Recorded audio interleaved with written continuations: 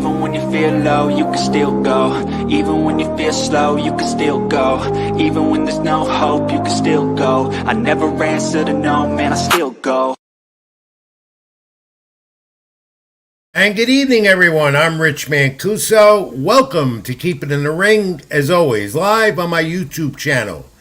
Please like, comment, and subscribe to the channel, along with TD Sports, my co-host and colleague Tommy D, and Shrink Punk Entertainment. My social media handles, as always, folks, as you get involved with me all the time, Ring786 at Facebook, and also on X as Ring786. Facebook is Rich Mancuso. I'm on Instagram. Read my content, LatinoSports.com, where I have a feature on Teofimo Lopez again and his upcoming fight with Shakur Stevenson that was announced officially this week. So, this is Keep It in the Ring. The boxing schedule, as always, scrolled at the bottom of your screen.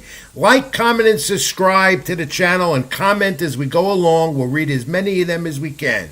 We expect to go 2 hours tonight, and here we go. And this Friday night special edition, 9 p.m. Eastern, we're playing around with the times, my friends. That's why you got to stay in touch with us on social media. Well, Teofimo Lopez and Shakur Stevenson faced off, finally, for the first time. We will get to that in a moment. As far as Pitbull Cruz and Lamont Roach, should there be a rematch? Where would it be? Washington, D.C., Roach's hometown?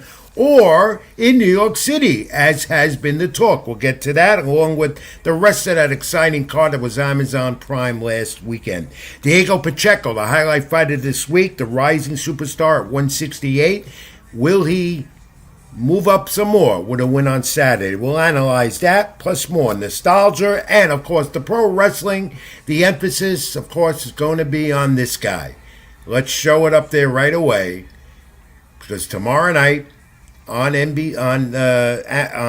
Peacock, that's where you see it, 8 p.m. Eastern, 2 hour special. The last time, finally, for John Cena, the retirement. And we're going to get to that right away here at Keep It in the Ring. So let's get to it. We'll have nostalgia, too, as well. And maybe a boxing guest as we go along as we're going in. So first of all, I want to bring in my esteemed colleague, co-host, producer, helps me to put this together each and every week, Tommy D of TD Sports Talk. Let's bring in him right away, and we'll discuss this last time now for John Cena. Tomorrow night, Peacock, WWE, and that's from Washington, D.C., where there are expected to be a lot of luminaries in attendance, guys who wrestled over the years with the great John Cena, who is considered by many the greatest of all time. I could dispute that. And also rumors that Vince McMahon will show up. Rumors that even President Donald Trump will be there. I don't know how valid that is. But Randy Orton says he's out of the country. He can't be there. He's in Saudi Arabia pumping up the Royal Rumble for the end of January over there. And but you will see a lot of interesting things at Saturday night's main event on Peacock tomorrow night, highlighting John Cena's final match after an illustrious and great career with the WWE. My friends, John Cena was special. There's no doubt about it. I do recall his first match in WWE down in Atlantic City at the old Trump Plaza Casino. WWE was doing a Monday Night Raw right over there. And Cena was just this average guy going in the ring. Nobody knew who he was. He had the gold chains on him, and he had this colorful outfit, but no one knew who John Cena was. In fact, he got booed when he entered. I'll never forget that, when he entered the ring down there in Trump Plaza in Atlantic City to make his debut in WWE. And then, what did we know then? More and more happened as the days, months, and years progressed. John Cena became a 17-time champion overall in WWE and became one of their legends. In fact, Cena is going to pass the torch tomorrow night. That's what you expect to see. Cena and Gunther final match. I don't expect Cena to win it. However, he could be the opening match, which can take an entire hour to say farewell. And John Cena reportedly this week, 2 or 3 times on numerous platforms, has stated, this is it. Not like others who retire and come back, where we heard that before in boxing. Cena says this is it. He's finally going to do it, end it, and he's not coming back as an active wrestler. He'll stay involved in WWE in some capacity as a Hall of Famer, as a superstar, and probably as a goodwill ambassador, as a lot of the living legends do. So we're going to see a lot on Saturday Night Main Event. You're going to see a lot of John Cena, at least for the first hour, or maybe even the last hour. They're going to dedicate this entire 2-hour Saturday Night Main Event special on Peacock to the GOAT, as they say, John Cena. And a lot of the NXT superstars will be involved, including Cody Rhodes, defending his WWE title against the NXT heavyweight champ. And we'll get to that later on. We're going to talk more pro wrestling as go along. Tommy D, let me bring you in. Are you there, Tommy? My esteemed colleague and Wait a minute. Merry Christmas, you filthy animal. Wait a minute. Wait a minute. What? No, wait a minute. Wait a minute. Folks, I have no idea that this conspicuous by his absence for months with Rich Mancuso, Robbie Rebel is here. That's right, Rich. And I have not, he hasn't been on this program in months. And we really, Robbie, let me tell you something. It is the holiday season. I'm not in a great festive mood. But I got to say, this is a festive holiday surprise for me. Wow. We thought we would get you nice and good. It has been a minute, so I thought I'd come and say hi. Wow. Robbie, we are friends. Oh, absolutely. I don't know what separated us from the bunch, but you've been a staple here at Keep It in the Ring from its inception. You disappeared on me. Well, welcome back, my friend. It's good to see you too, Rich. I've been following you on social media. I'm thinking maybe you're either mad at me, Robbie Rebel, with the Rebel Rant, or you're just too busy, because I know that you've been wrestling here, there, and everywhere. I can't keep up with you, but you look fantastic.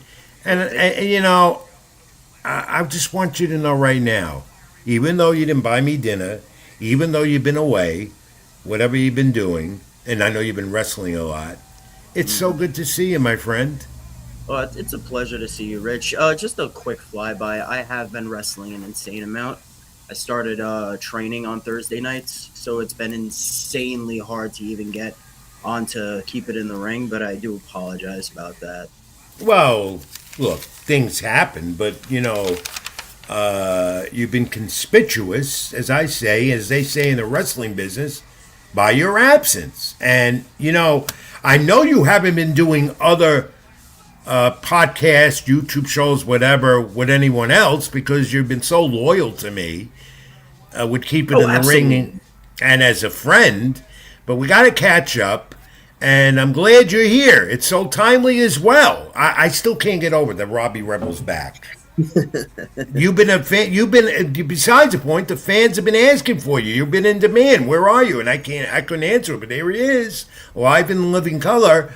Let me bring in Tommy D, TD Sports Talk, my esteemed co-host and colleague. And Tommy, did you know anything about this? I mean, you handling the controls. This is a pleasant surprise. We thought this would be a great surprise. We needed Robbie Rebel back. People have been asking for him. They love the Rebel Rant. Hopefully we get one today.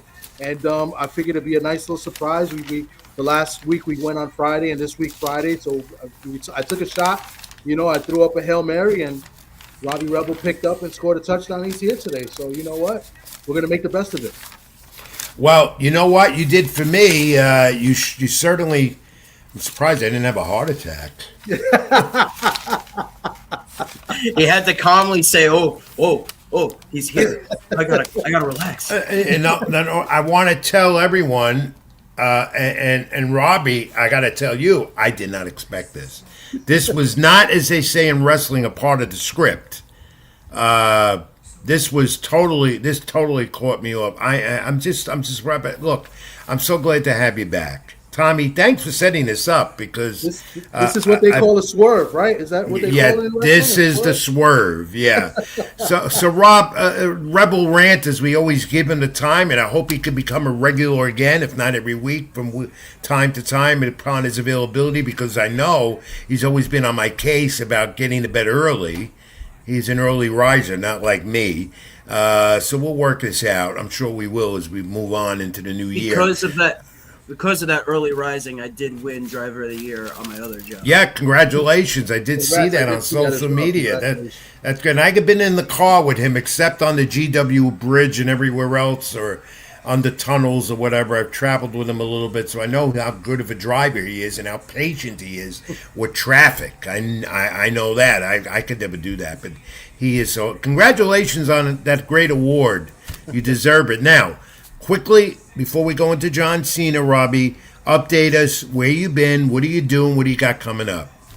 Okay, so I've been working at this place that I have been talking about. I finally made my full-on debut at this place called NYWC, New York Wrestling Connection. You can check them out on Facebook, and they also have their own website. On my debut, I actually joined a team. It's called Disobey, and we became the Trios champions the first night we actually came out. So congratulations! Thank you. So since we last talked, you've really picked it up and you're becoming right now an independent wrestling star with other goals. You always express that interest, but you seem to be really, really progressing with your wrestling career at this point. I mean, there's been hiccups here and there. Obviously, there always is going to be, but just joining that place alone, it makes me understand in which locker rooms I really want to be in. There's so much toxicity within the independent wrestling business, but the fact that I'm in a place where I can literally call home now, and I feel wanted, I feel accepted, I feel part of everything. If I throw out an idea, there's reasoning why it's either said, no, we can't do that, or, you know what, let's try that and amp it up to 11. Plus, and to go back to you saying that I haven't been around, I mean, just like Cornette says, how could you miss me if I don't go right? Right. The fact is that it's a grueling schedule because you work a 9 to 5 as well. It's not 9 to 5; it's even earlier than that. And in between, you do your training, and you have a fiance who looks after you. You're going to be married in the new year, and it's rigorous. It's got to be. It's got to be a demanding schedule. So whatever you do is an accomplishment on your part. Congratulations. I'm being very nice to you. I am not going to lambaste you. It's the holiday season. It's the holiday No, season. that's not it, because Rich Man Clouseau can be a Grinch. People know that. That's not it. It's just so good to see you. But Tommy, let's talk to Robbie, because he's in on the wrestling business more than you or I. He grew up, I'm sure, watching John Cena. I saw his first match. I still continually follow him. Robbie, what are your impressions on, and give you an opinion on the career of the great John Cena? What are your thoughts as he goes into his final match tomorrow night on Saturday Night Main Event?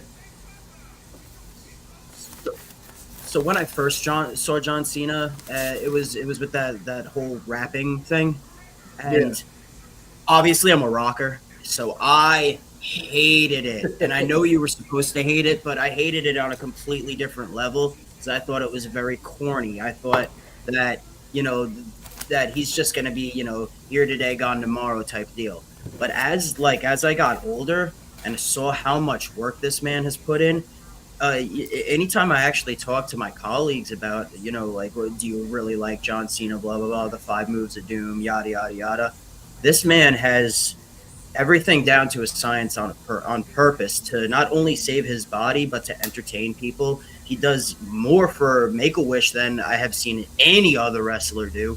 I mean, when you talk about GOATs, this guy, and this was a hard pill for me to swallow. He's up there topping Ric Flair, especially for what really. He's done with the That's a very business championship belt was. Yeah, not a great master in the ring, I will admit. Thugonomics where it all started. And of course, the attitude adjustments or whatever he has, and his finishing moves, whatever. He to me was not a great wrestling technician. He was more of an entertainer. Yeah, he moved well. He did this and that. He met all the greats in his 20-year or so career. But to me, I don't look at him as this all-time great as far as his wrestling ability. Mic work, and as far as delivering entertainment to the fans, yeah, but not as an esteemed great pro wrestler by all means. No, but for the time between like 2003 to 2006, WWE was on its worst heels. And that's when John Cena really did start coming in and had to take over spots, because we had the whole Eddie Guerrero thing. We had the whole he who should not be named thing, Chris Benoit. And unfortunately, those two were amazing in the ring. But when you look at the statistics, they were also one of the all-time lowest drawing champions ever in WWE, even drawing lower than Shawn Michaels when Shawn Michaels was holding it. And Shawn Michaels is also one of the top best people that have ever been in the ring. But when you put the belt on him, like what was it, 90, 95, 96, right before the whole Monday Night Wars, he wasn't drawing that much money.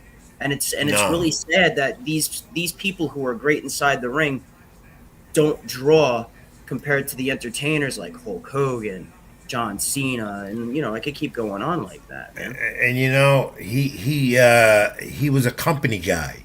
He went along with the plan all the time, and well respected all the time. We're not giving a memorial about him. He's alive and well, and will continue to live a long, prosperous life.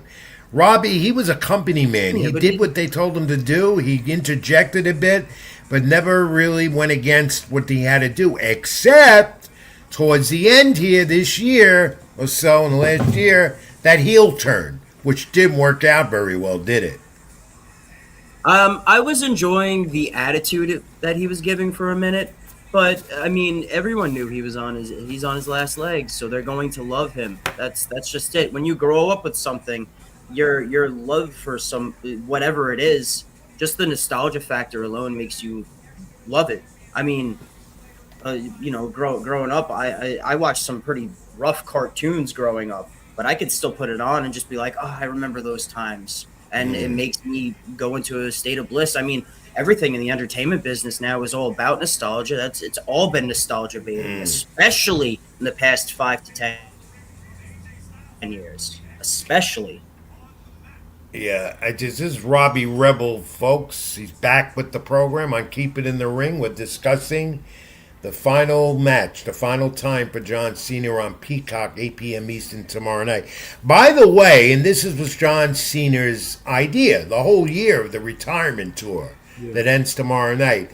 He wanted to propel and pass the torch to the young guys coming up in the ranks. And that'll be a major part of Saturday Night Main Event tomorrow night, with exception of Cody Rhodes, who'll be defending his championship against the NXT champ Oba Femi. Oba Femi's the new guy. Cena wanted that. And Bayley and Sol Ruker. And the tag team titles are up for grabs. Dragon Lee and AJ Styles against Javon Evans and the TNA champ Leon Slater. So that was all John Cena's idea, which goes to show you how much he thinks about the young talent coming up, and did not want to make this all about him. Oh, that's pretty cool. I didn't know that. That's pretty cool. What's really funny is that me and Tom were talking, and I was just like, "Oh yeah, who's Cena working?" But everything you just talked about, I knew he had a interview on like a big news station. He was talking about how he wanted to just make it all about younger talent that whole night. So I did see that. I just didn't know that he was going to be working Gunther. Yeah. Gunther is obviously the plan originally was that Cena would still have the Intercontinental title, and he was going to take that from Cena tomorrow night. But of course, that all changed, and Gunther was the appropriate opponent because Gunther liked the idea, and Cena wanted him to be the final opponent. There were so many names that were thrown around. This was all Cena's idea. Triple H and him, they worked on it for an entire year, which culminates tomorrow night, which I think is fantastic. Robbie, do you have one particular match or two that stands out in the career of that man, John Cena, that you can recall? It's not necessarily matches. It's mostly moments, especially when he first came out with the camo pants and started doing the salute and everything. It's when I look at matches, I don't really put John Cena on the forefront right there. No. However, like there was moments like when he put Edge and the Big Show right up on his shoulders. I mean, that's minimal 700 pounds. Right, remember that. Minimal. Yeah. Yeah. I've seen him work, Taker, working other guys that are complete legends. I'm pretty sure he had a run with JBL, right? Yeah, he did. Yeah. He had great matches with Batista, who won't be there tomorrow night. Especially Randy, Randy Orton. He had some great matches with him as well. Yeah, but he's a moment guy. You don't have to remember complete matches from the man. He makes moments where you could just, oh yeah, he did this one time, he did that one time. That's I think will always stand out much more because you could have, Macho Man Ricky Steamboat every year, but if there's not a moment in that match, it will not stick, especially to the casual fan and the family. Tom, you have questions for the No. Rebel Rant, Robbie I was Rebel? going to mention one of the moments that like his feud with Edge was really great, and one of the good moments that was part of that feud was even though he lost, was he's been a face pretty much his whole career except the very beginning with the Thug Life. I think he started out heel, and then he turned face because the fans started liking him. But when they did Extreme Rules, when Van Dam came and won the title, I thought that was pretty cool. When he came out, the fans started booing him. He kept taking his shirt, throwing it to the crowd, and they kept throwing it back. I thought that was one of the bright spots. I mean, John Cena's a good sport, and he put RVD over in that match, and he put the crowd over. He kept throwing it like that. That moment alone with the intro and him throwing his shirt and the crowd throwing back. I mean, it brought back times from when I used to go to ECW events in Philadelphia. So, to me, that's one that sticks out for me. Yeah. John Cena and Edge came in and interfered in that match. So. And the "You Can't See Me" became so popular with that finishing move, and "You Can't See Me," and the fans expected that to happen to finish a match. You can't see me. Yeah. I think Robbie, you could attest to that. Every wrestler has a finish, and a final finish that's memorable. And "You Can't See Me" is very memorable. Oh, the whole 5 knuckle shuffle thing. It's also like a nod to The Rock. Like if you really think about it, or Road Dogg Jesse James. Like he would run off the ropes. He would do like the little shake, rattle, and roll thing. Drop the forearm. The Rock had the elbow. He saw what works and just kept with that, and he made it his own. Yeah, that's why he will be a legend.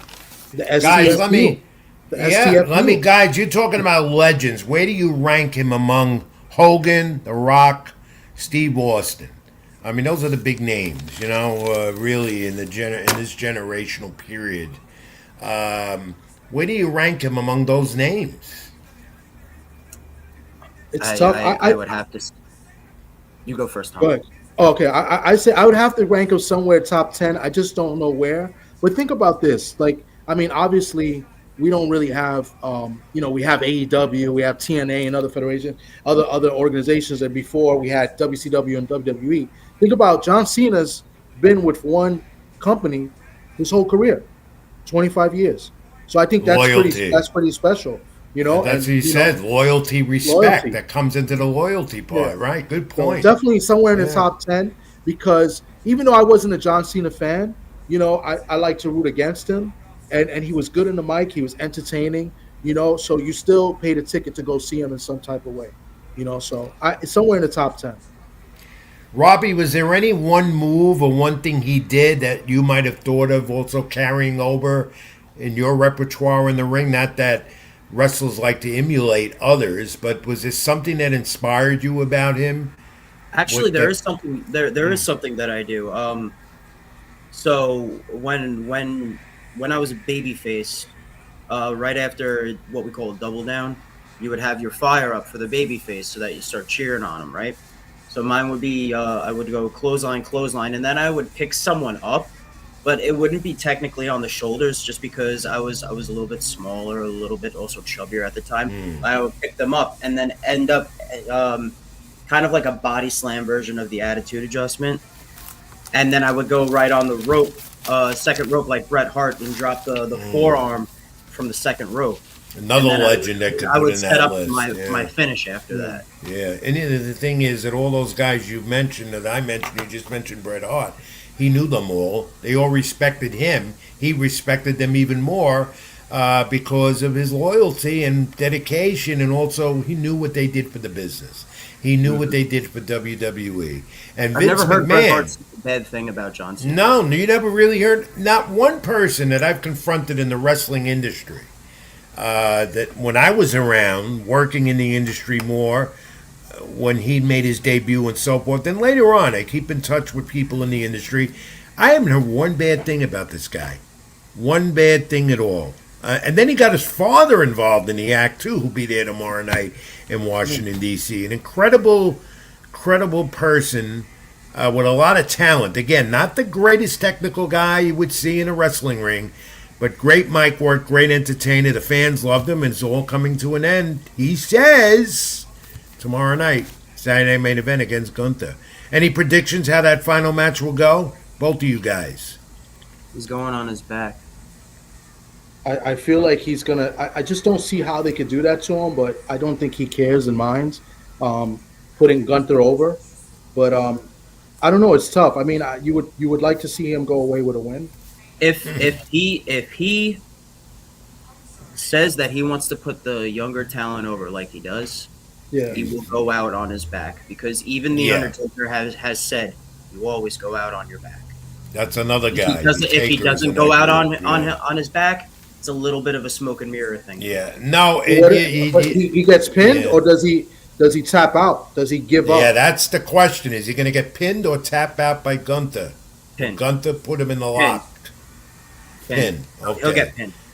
And of course, because I don't see a screw finish. I don't see a tap out. Because if he gives up, then people don't go home happy. They go home. No, and the thing is, whether it's going to be at the beginning, the first hour of this show tomorrow night, or the ending, there's going to be a big celebration that it's over at the end. First match. So it is definitely confirmed to be the first match. That what you heard? That's what he said in his interview. Yeah. But today there were reports that it might be the end and not the first match. But I have to think it's going to be the first match and will encompass the entire first hour tomorrow night on Peacock. That's what I think. That's how they'll do it. You know, my thinking is that I've been reading that. Talked to a few people about that. That seems the overall consensus. But regardless, guys, the end of a great era. John Cena's final match, the final one, tomorrow night. Peacock, WWE, 8 p.m. Eastern, a 2-hour event. Robbie, I'm going to leave the final minute here and move on with hoping that you'll come back again on the program upon your availability. I won't force it. Great to see you again, but you got to have a rant for us. Come on. Do you got a rant for us? I'm gonna go on the fly as best as I can. Uh-oh. Go ahead. Here we go. Here's a Rebel rant. Robbie Rebel. Welcome, ladies and gentlemen, and this is the Rebel Rant, brought to you by Keep It in the Ring. Just before we start, I want to let you know that everything that I say, do, or, kind of talk about a little bit, does not represent Mr. Tom, Mr. Rich Mancuso, or Keep It in the Ring yourself. This is the part of the show where we ponder and pontificate the problematic problems of professional wrestling today, and I'm going to go straight into the indies. And the first thing that I want to talk about, and probably the only thing that I'm going to talk about, is how you Go around to other wrestling schools, and if you own one, you are just picking up the students and going very underhandedly. This is something that is a no-go. This is something that you should let them decide what they want to do, not being double underhanded. Let's face facts. All these promoters and people who run wrestling schools, most of them have no contacts. Most of them don't even know how to wrestle, and most of them are just completely out of shape. Luckily for me, I joined a great place called NYWC. On December 27th, you will be seeing me defend the trios titles. But besides that, we are going to make sure that people stop being this type of underhanded. This is ridiculous. I can't stand this. You do not go and take away from competition. Competition makes everything better. It puts you on your toes. It makes sure that you are able to completely and utterly be not only yourself but something different. You know, we go into a whole country where it is all about where you have different places to do things, different places to completely what's the word I'm looking for, when you could buy something. So sometimes it's not just Amazon, sometimes it's not this. Just like in the pro wrestling indie stuff, you also have to make sure you have multiple places where you could go, because let's face facts, wrestling's like a flavor of ice cream. If you like chocolate, I like vanilla, and this guy likes, raspberry, blueberry, whatever he wants to do. It's perfectly fine. It's all about taste. It's all about flavor. You don't have to be the best technician, but you could be a great walker and a great talker. If you don't have the best body, you could go in there and have great psychology. But this is what is making me really, really mad from now. All right, that was an auspicious return of the Rebel Rant for Robbie Rebel, Tom. That was a good one. I mean, hey, on the fly too. I don't think I told him to do the Rebel Rant or asked him if he could do one. So. I had nothing prepared. That was all off the top of my head. Sorry, I well, pretty good. I'll tell you, he'd been off the air with us for a few months, but I could see that those mic skills in the ring have really worked. Robbie Rebel is back. The Rebel Rant is back on Keep It in the Ring. A great analysis about the final match for John Cena. And Robbie Rebel, my friend, and I will call you my friend. I never said you weren't my friend. It's just so great to have you back. What a pleasant surprise. We'll talk to you in the new year. Happy holidays to you and your fiance and the family. Happy holidays, guys. Thank you for having me back on. And keep it in the ring. Thank you, Robbie. Take care, Robbie. Good night. And I didn't get nasty with him, and I didn't make funny faces. I heard every word he said, Tom. Thank you for that big surprise. Nah, no problem. I thought it would be a nice little surprise, and that was a swerve, all right. It was good. It's good to have him back. I like Robbie, and I don't know if people are getting used to us on Friday when they watch the replay. I think they're going to appreciate it because I know a lot of people like Robbie. They like his background too. I know people have mentioned. No, he's around. Just get him on social media. He's on Facebook. He's on Instagram as Robbie Rebel. And we got him here as a Rebel Rant. Or Tom, we're going to move on. We have a lot to do. We'll get back to some more pro wrestling later.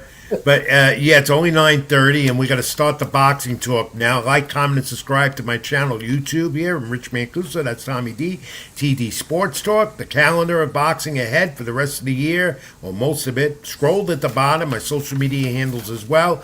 Tom, let's get to it. Enough has been said. They faced off for the first time at Madison Square Garden. And finally, friends of sorts they are. Shakur Stevenson, the champion in one weight class, and then moving up to face Teofimo Lopez. January 31st, it's been talked about. We always thought it'd be at the Garden. It is in the Mecca, in the main arena, on January 31st. Live on the Zone, the mega fight. Stevenson, of course, this is nearby for him. Newark, New Jersey, and of course, we know Teofimo, Brooklyn, New York, so it's going to be a New York flavor in the house. And Lopez, 28 years old, the lineal champion, they say, in the WBO Junior Welterweight champ. He's defending it. The fourth defense of the title after throning Josh Taylor. Decision wins over Jermaine Ortiz, Steve Clackert, Arnold Barboza back in May. Stole the show, was the highlight fight in Times Square. Stevenson moving up in weight, though. That's what we keep talking about. Coming off the win over William Zapata. So, Tom, it's finally here. Tio says he's still on the Devin Haney topic. He said he has no motion. Why the fight is happening with Shakur is because Devin Haney did not have what Shakur brings, which is a buzz that Devin doesn't have. What do you think about that? I mean, and that's what we kind of, well, not we, but I tried to get at him when we originally had Tio on the show. I wanted to see why, he didn't break the fight with Devin Haney. He says that it was nothing for him. He said that, because it was a lot of money. He was being offered a lot of money to fight Devin Haney. Yeah. And he said, why move up to 144 or 147? Because Devin didn't have a title, but Devin has one now. And then he would have to lose his title. So yeah, he said that he said that to us on the program a month ago. That's what I'm saying. And I kind of wanted to dig into him a little bit, like on it, because I don't kind of agree with that. But listen, he's got a tough fight with Shakur. I don't agree with it because I feel like, listen, when are you going to make money like that again in a big fight like that, an opportunity against one of the greats right now in boxing? But now he's in a fight with another great. He's going to be in there with Shakur. Some people don't give him a chance. Some people are saying 50-50. He's the underdog. He's the underdog. Yeah, he's underdog. And, listen, you just mentioned it. Tio had a great performance, probably the best performance of the night back in Times Square. But he was fighting a guy, Arnold Barboza, that I thought was very limited. And Tio fights in spurts. Sometimes he's up, sometimes he's down. He can't do that with Shakur. So it's going to be a tough fight for him. I do give him a chance, but it's a slight chance. You know what I'm saying? I'm not gonna say anything bad and say slim and none and out of town. I'm not gonna. I will tell you this, and Tio and I have been texting back and forth the last few days. He in my column about Teofimo Lopez and his fight overall, posted right now on LatinoSports.com. I encourage everyone to read it.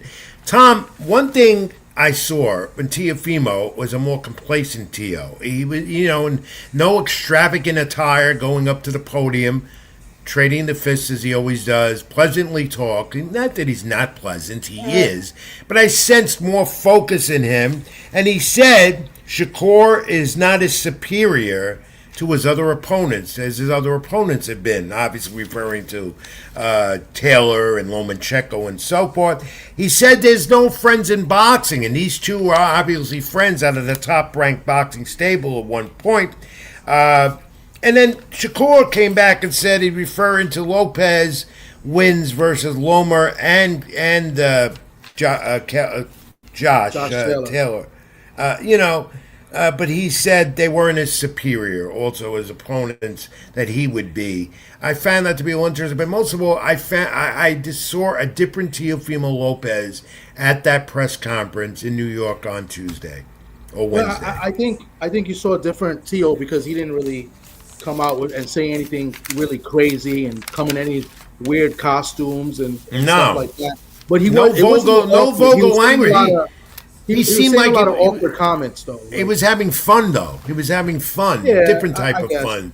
And I noticed he was focused. His father, of course, Tio Sr., once again, was the loud one. And I have respect for him as well. But, father-son combinations of boxing, that's what they tend to always do. But, Tom, we got a lot of time to dissect this. That fight, believe it or not, we're maybe 6 weeks away in New York. Glad it's in New York. That's where it belongs. That's what it comes down to. And it's going to be the mega fight, the top one beginning in the new year in boxing. And it was a hyped, anticipated Matchroom Boxing. Got the bid for it. They're doing it on the Zone, January 31st. So let's move our attention briefly what we saw over the weekend in Texas. We saw a great Prime Amazon Prime pay-per-view and pay-per-view.com. And that guy, Lamont Roach Jr., joins now with two consecutive draws. And he joins an elite group of company that did the same thing. Mario Barrios, Orlando Salido, Jesse Vargas, Cruz, and Roach. A draw. A rematch, obviously, both of them would look for. Roach wants it in his hometown of Washington, D.C., and Cruz, what did Cruz say? He wanted it in New York City, possibly. I didn't know that. He said that. Yeah. And, of course, Lamont Roach, broken hand in the fight, busted lip. The two of them had ultra respect for each other. A fight, though, at 140 for the first time for Roach. He overcome the third down knockdown. 115-111. Here's the dispute. Let's go to those scorecards. You have them up? Yep. Here it is. 115-111. 113 twice. This in San Antonio. Roach obviously had more jabs, shoulder punch stats, the power shots, and Cruz retained his title with this draw. Look, when you look at these punch stats, Roach drew more punches and more power. 28% to 17 in jabs, he outdid him, Cruz. And yet one judge gave Cruz the last 3 rounds. Insane. Right. Insane. There's no way he won the last 3 rounds. Or the last 4 rounds. Yeah, the last 4. Wow, the last 4 rounds. That's crazy. In the last 4 rounds, I think I gave Cruz 1 of those 4 rounds. But since the 6th round, Roach won every single round, including the 6th, to me, except maybe one was close. I think it was like the 9th or 10th. But that fight, to me, it was entertaining. I thought Roach made it a little bit more difficult than he had to. But listen, Roach did something that I didn't see anybody do, including Tank Davis. He hurt Pitbull Cruz to the fact that Pitbull Cruz was running. I don't care if people say he was boxing, whatever. No, Pitbull Cruz was running, and of course led to some dirty tactics as well. He got a point deducted. I thought he should have got a couple points deducted. Very dirty in the fight. Was very frustrated. Like I said, Roach made it a little bit more difficult than he had to. If he would have boxed, he would have beat him clean. But I think he wanted to make a statement. And listen, in my opinion, he made that statement because I've never seen Cruz hurt. And Cruz has a good game face, but with him running around the ring the way he did, he was definitely hurt. You know, he wasn't able to throw his power. He's known for his power, Pitbull Cruz, and he wasn't able to do that. Lamont Roach wouldn't enable him to do that as well. Reflected in the punch stats, of course. I did not see this as a draw. I thought Lamont Roach won the fight. I agree. He took that there was a difference there. That judge with 3 blind mice. Here we go again to end the year in boxing, as I call them. A rematch is definitely warranted. Poor Lamont Roach, second consecutive unanimous decision draw. And another gift decision for Pitbull Cruz. I've seen this again. Yeah. I mean, he fought Cabrera. I want to see it again. I think we will see it again. And I think it'll end up in New York. It's a New York type of fight. That's what I think is going to happen. I would like to see it because I'll be there if it's in New York. Yeah. I think Roach makes it a lot easier this time. Controversy in boxing, as always. And it's Arasande Lara, oldest champ in boxing, 42-year-old Cuban. Knocked down in the first round. Lara gets a unanimous decision, a dull fight overall. The replacement, Johan Gonzalez, gave him, gave an effort, but didn't give a championship effort. And retaining the WBA middleweight title, with now options more for Lara. It goes to 32-3 with 19 knockouts. And after briefly, your thoughts on Lara, Tom, real brief. Lara 42 showed his age, I think, in my opinion. I know he's fighting somebody that he was comfortable with. He fought somebody that he didn't train for because of, Janet Beck, popping for the steroids. I believe he knew who his opponent was going to be a few weeks ago. I think he did get that notice, and that's why the guy was a friend of his, And I think he laid a little easy on him, but at the same time, Lara did look a little bit old. But credit to Lara, man. I mean, he's a true Hall of Famer. I like Lara. I'm a fan of Lara. I thought he got screwed in 2 decisions. I thought he beat Canelo. I thought he beat Paul Williams. And, he may be thinking about maybe making one, big fight and then maybe, looking to retire, in my opinion. No, he's achieved a lot. 42 years old, he's achieved a lot. Yeah. 42 years old, and we don't know if he really is 42 years old with these Cubans and stuff, but nevertheless, he looked good. I also want to let you know that our guest is here as well. All right, we'll get him, but let's get to some of the comments, and then we'll continue this discussion after that. What are some of the comments you got up there that are coming along as we move along here? 903 Boxing, salute to you. He says, facts, Pitbull turned into a weenie dog, and he did excessive clinching. He thought and he also thought that Roach won easily. Good point, 903. Anything else come true? No, so far it's been pretty silent right now. All right, it's a Friday night. People are Christmas shopping, except me and you. I don't do that anyway. But let's bring on our guest. We have a young prospect, an upcoming fighter in a super featherweight division out of the Bronx, New York. You know him real well. I've never Yep. met him yet personally. I know who he is. Super 14 featherweight. and 0 out of the Bronx. Facio Falcone Jr., 25 years old, known as the Sniper. Undefeated, 14 and 0, 8 knockouts. It just came off a first round win, the TKO win, 6 rounds in Atlantic City, New Jersey last weekend. Fights out of the orthodox style. He is an exciting young fighter, a young prospect superstar in the making in the sport. Afacio, welcome to Keep It in the Ring. Rich Mancuso and your buddy Tommy D as well. Congratulations, champ. Thank you for having me. Oh, It was a Fassi, how pleasure you meeting do? How you, you man. do it? Is it like that? Like Yeah, how you you pull do it it? out. You gotta pull it out through your Oh, back. I gotta pull it out. Pause, Yeah, you and got then it. What do I got to do? You Uh-huh. gotta grab it from here Yeah. and pull it out like a sniper. okay, okay. You are? Why did they call you the Sniper? Fill me in on that. So when I was like 5-0, I did camp in Florida. I was training with like Christopher Diaz. I was training with a bunch of other professionals with a guy named Coach Nelson for like strength conditioning and stuff. Um, and when I was in camp, I sparred this guy. He was 17 and 0. I forget his name. But in the middle of the camp, Coach Nelson was working my corner. He told me, he's like, yo, it's like everywhere you look and you hit, you don't miss, bro. It's like you're a sniper. And ever since then, everybody around there been calling me sniper, and I stuck with the name. Yeah, Nice. and you're in the Bronx. You're in the Bronx. Where do you train in the Bronx? Right now, I'm training at Bronxchester.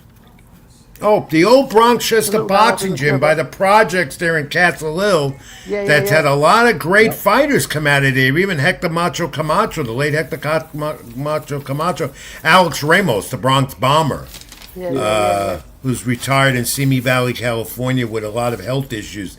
Yeah, there's so many great fighters come out of that gym. And who's Wama training you Lopez, I there? believe, trained there too. My guy, Wama Oh, his, that's Lopez. coach, his right. name is Mac. Wama His name is Lopez. Mac, Coach Mac.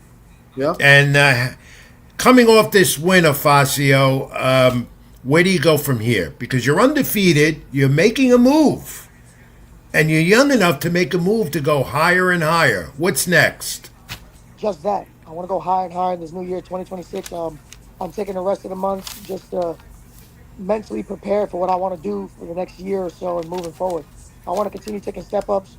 I want to get if you guys check my box, like I haven't even done the 8 rounder yet. I want to at least on paper get at least 2 8 rounders in next year and then at least have a 10 rounder before the year ends. Whether it goes Okay. 10 rounds or not. Um, so yeah, I want to make those moves and then hopefully by the end of 2027, when I hit 27 years old, I want to have some type of belt or world title or something. So that's what I'm looking at right Good. now. Those are Well, that's great what I want. That's my goals. goal. Yeah. Okay. And Tom let me fills ask me you in so. more. Yeah, Tom, I wanted to tell him, then you could take over because you know him better than I do. Not that I don't know what he's doing, but I don't know him like you do. Tom, Tom tells me that this knockout punch is something to see live and up front. What makes it so special? Me or him? Me or Tom? No, no. Talking to you, I didn't get a knockout. You did. Oh, Your that knockout punch so knockout. special. Um, Yeah. I feel like it's just how I get them. I'm not forcing it. I look like a true professional in there. I'm not just going in there throwing a bunch of random shots. I'm setting up my shots. I'm picking my shots, and they're landing clean. You'll see why they call me the sniper if you come live. Yeah, obviously from these images from the fight, and you're an exciting fighter that the fans get into. And I know you had a lot of people down there on the boardwalk rooting you on, cheering on you, and that goes good with any promoter. Who's promoting you right now? This was a Thomas Lamana show, Uprising Yes, sir. Promotions, I believe. Yeah, do you have a sole promoter, or do you intend to go somewhere bigger? Um, right now I'm 14-0. No, I don't have a promoter. Right now I'm at the point of my career that I'm able to just to continue moving, stay on the move, and just jumping from promoter to promoter. I know eventually, if I want to hit for one of these belts or something, I'm gonna have to settle down somewhere. But I feel like I'm bigger than just one of those small promoters. Uh, I want to go where I get the publicity, I get the fans around me. I feel like I put on the best performances when I have a lot of people in the crowd, and I feel like this new year, I just want to take those leaps, take the right steps to getting towards those titles. So I feel like a Matchroom, a Top Rank, or one of them sort of promotions that could get me in line for one of those things would be my next move, God willing, in the near future. In a division that's really tough, what do you think about the division you're in, super featherweight? I think there's a lot of great fighters in here. I think by the time it's time for me to take one of those belts, I feel like the division will kind of like clear up. And a lot of people are moving up and down. I'm here to stay. Whether the weight class gets hard or not, I'm very disciplined. I think Tom can tell you himself. Like I'm always in the gym. Hmm. Um, I'm very disciplined. I continue to make 130, and I can't leave 130 without making a statement and taking some type of belt or something. So maybe by 2027, at the end of the year, a belt will go vacant like the one belt just recently did. And if not, then I guess I have to go take it from somebody then. But we'll see how it looks, how the division looks by the time I get when it's my turn. All right, Tom, go ahead. Talk to your champ there, Facio Yeah. Falcone Jr. And where are you from? Where are you from as far as your Latino heritage?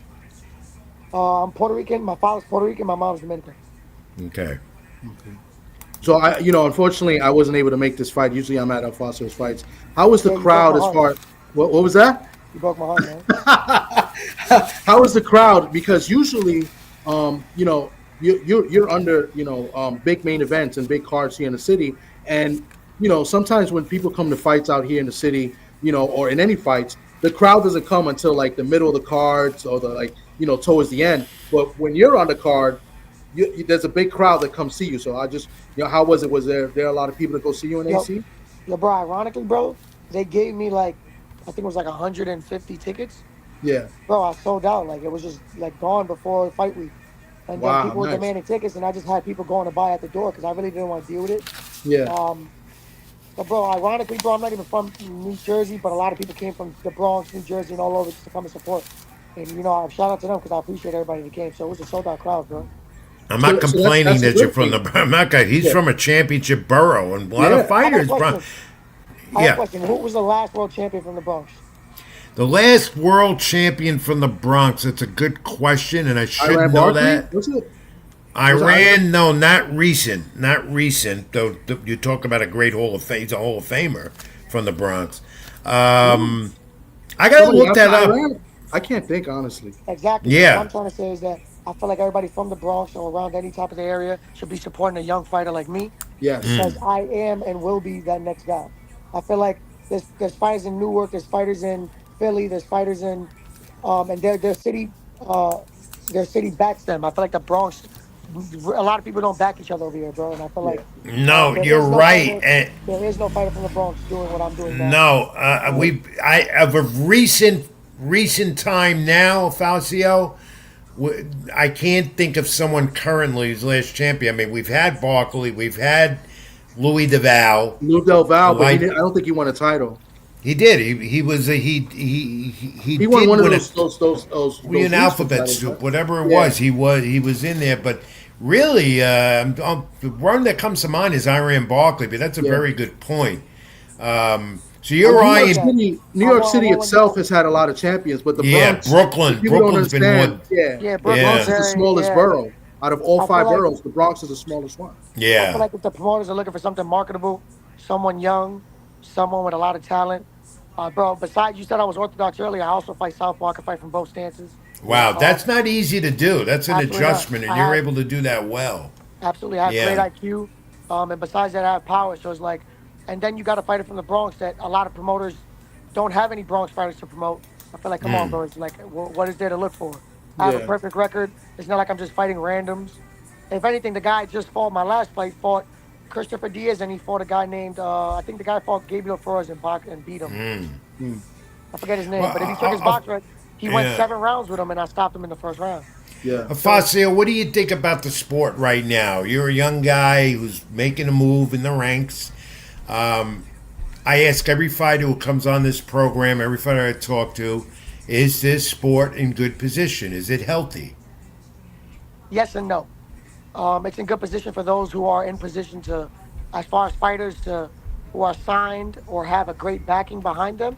They're in a good position with them because they got a guy like Turkey who's going to bring that big money and pay those guys what they deserve. I feel like for fighters like me who have talent and are not signed, it's kind of hard because promoters aren't looking to sign new guys. They're just banking off of what they have already. Or if they are signing somebody, it's which they're signing someone who has a big backing or something like that. So, yes and no, yes and no. Hmm. Do you agree with the Turk guy and Dana White are doing with the new league, one champion, and trying to overturn the great Muhammad Ali Act that perfects helps fighters like you and protects you? As far as the Muhammad Ali Act, I don't agree with that. Something just to put out there. I actually did sign a contract with Zuffa Boxing and TKO Boxing League. Yeah. I was gonna do it. I was gonna drop to 126, but my last fight, I decided that I can't make 126 because 130 wasn't the easiest thing to do either. If you want to So fight I'm sure your dream is to fight at the Mecca in Madison Square Garden or even the Barclays Center, but more so the Garden. Every I fighter fought, done I that. does. fought at the Hulu Theater, but I do want to fight in the Big Garden. Right, right, You in want to the know one of main my real arena. dreams, bro? You want to know one of my real dreams, bro? And I feel like Turkey can make that happen. The thing is, I just don't want to say it, and then they do it, and I'm not on that card. I'm gonna be pissed off, man. But Yeah, anyways, I'm gonna and say it because I'm gonna tell you guys. So I want you, to s- fight the last fighter to fight at Yankee Stadium. I'm gonna ask you that question. Who was it? It Main was event. Kodo. Kodo and that was Cotto and Yuri Foreman. Yuri His Foreman. last world title event, he fought for a world title there at Yankee And Stadium. The Foreman first broke fighter, his knee. Foreman broke his knee. That was the yep, first year new Yankee Stadium opened. man, Of that's in course, the Bronx, bro. That's something that I want to bring. If I have a choice to fight for my first world title somewhere, it will be at Yankee Stadium. well, I'll tell you right now, that's not going to happen. Not because of you, because I'm on the baseball beat a lot. And Oh man, Tom will tell you that. I know the Yankees do not have any future plan to stage another pro boxing event at that stadium. They I'm gonna have felt to that meet somebody. We're gonna have to change that, man. Thank you. well, maybe we'll bring it up. I'll tell you Bring what it we're up. going to do, Tom, during the summer, baseball season, new one. I'm going to bring him to the ballpark. You come along, introduce him to some of the officials, and see if we can get that going. Yeah, Because he's absolutely right. There's let's do such it. an I feel illustrious, like that'd great be big, history. man. Boxing at Yankee Stadium. Joe Louis fought there. Jake LaMotta. I mean, it's just I'm got not the asking to history. fight there every fight. I'm just asking for one opportunity One big to be the event and next you Puerto can Rico fighter. highlight it or co-main, That's it. whatever it be. Yeah, we got to get that going, Tom. Let's keep So in I can touch on become a that with world champion in Alfacio. the Bronx. In the He's Bronx. got it. Yeah. In the He's Bronx. got it. No, he definitely Uh, does. Listen, yeah. there's a few fighters out here in the Bronx that are pretty solid, but Ofacio is very, very talented. And now he's starting to show his power a little bit in his last couple fights. But you want to talk about boxing? I mean, last week we saw somebody in his division, move up and just completely wash another great boxer. We're going to talk about it later. When Oshaki Foster and Cool Boy, Ofacio is it can do that and more. Yeah. So he can switch sides, he can box, he has great jab, great footwork. I mean, Ofacio is just Well, a you know fantastic boxer. what, Tom? From what I see in Alfacio, I'm going to tell you up front here, me and you as well. You're different than a lot of other fighters. You're different. You have your own style and a very good style that can appeal to the fans, and that's what boxing needs. Fighters like you. Thank you. Thank you. I appreciate that. I just wish, hopefully, God willing, the new year, I get more of an opportunity to show more of what I have. I remember years ago when I was knocking people out. Of course, they weren't the best opponents at the time. I was early in my career, 4 or 5 and 0. And then when Top Rank started presenting me better opponents, I wanted to show them that I can box instead of just always just going forward and punching guys. And then the year recently, I didn't fight for this entire year. And then my last 2 fights, I decided just to go back to who I am, showing that I have this punching power, showing that I have although I have great defense and great boxing ability, when that fighter takes, when there's a better fighter in front of me, I'll make sure that I display that. But right now, I'm going in there and I'm not playing games no more. Okay, so we're going to look forward to seeing you in the ring soon again in the new year. That You was like to fight maybe 3-4 times a year or 3 times? What's your preference? absolutely, absolutely. I want to fight 3 or 4 times a year. Recently, I wasn't able to fight as many times as I wanted to, but this new year, I promise I will be in the ring 3 times. I guarantee you guys that at least 3 times, and I'm trying to Well, fight at least that's how you something make it big. up the ranks. That's how you do it. Afacio Falcone Jr. from the Bronx, 25-year-old, undefeated. He's got a great future ahead of him. 14-08 knockouts, super featherweight, a tough division, but he's got it. Tom, I'm going to let him do the fact of the week with you. How's that? You ready, Afacio? Yes, sir. Let's do it. He It's knows not boxing. trivia. It's not trivia. It's always a fact of the week. I give you something. You got to try and come up with it. Here we go. You ready? Here we go. Yeah. Okay, guys. Another boxing family question. I gave this one to Tom last week. I'm going to do it again because he loved it so much. Two heavyweight boxing families of champions and winning records. I'll give you one of them. We're going back. The Quarries. Jerry, Mike, and Bobby combined 124 wins, 34 losses, 12 draws. Can you give me another boxing family of heavyweights that had combined 111 wins, 28 losses, and 4 draws? Heavyweight brothers. Well, Not the right now. it's not the Klitschko's because they didn't win that No, much. no. So we had the How you forgot Quarries. the It's answer, not. man? He said you did this last week. Say it again. You forgot the answer. I thought you did this last week. No, it's a it's just different. different. It's a different different question, question. but like Okay, the okay, same okay. theme. It That was Okay. brothers. yeah, we did brothers in the No, middleweight division. no. I think. This is and Alfacio, I warn you, these are my weird fact of the week things every week on the program. Got it. Everyone knows The that. heavyweight brothers. Yeah, heavyweight Is it brothers. of our time right now. They're not active, no, Okay, okay. And they were but heavy- they're in the Hall of Fame, a few of them, and they were always in the mix. So it's more than. Oh wow, it's more than two. It's got to be more than. Yeah. Well, you're gonna know 2 of them for sure, 3 of them. The other 2 you might not, but you'll know at least 3 of these brothers in this boxing family of brothers. So you said Quarry, right? Because I know the Quarries. Yeah, it's Oh, not you the gave me Quarries. It has to that's be a hard before the question, Quarries. bro. I don't think anybody after them. No, Well, they were. I'll go Spinks. You got it. It was Spinks. Yes. Let's go. That just came like that because I said before. No, let's go after. It was Spinks. It was Michael Spinks, Leon Spinks, Corey Spinks, and you had Daryl Spinks and Tommy Spinks. That's a big. That's right. There was bro. there was a good handful. A big fight Larry- family. Of Yeah, course, I know Leon, Michael, and Yeah. Daryl, another one. of course, Leon and Michael were historic. I mean, they were in championship fights. I think even was it Leon or was it Michael? Leon was in there with Ali. Ali, right? Leon fought right. Ali because he had like 8 pro fights or something like Yeah. that. He was Yeah. an Olympian, and then Michael beat Holmes. Yeah. So that's your fact of the week. And Tommy, you got it. Afacio, good try at it, but that's some boxing history there as well. Yeah, man. I'm gonna have to go search those guys up. Afacio Falcone Jr., this has been a pleasure. Where could fans reach you, reach out to you, know what you're doing? Everybody can reach me at Ofacio Falcon Jr. on all platforms, and I post dailies on there, so on Instagram. All right, Tommy D is going to give you my contact info, and I'm going to come see you at Bronxchester.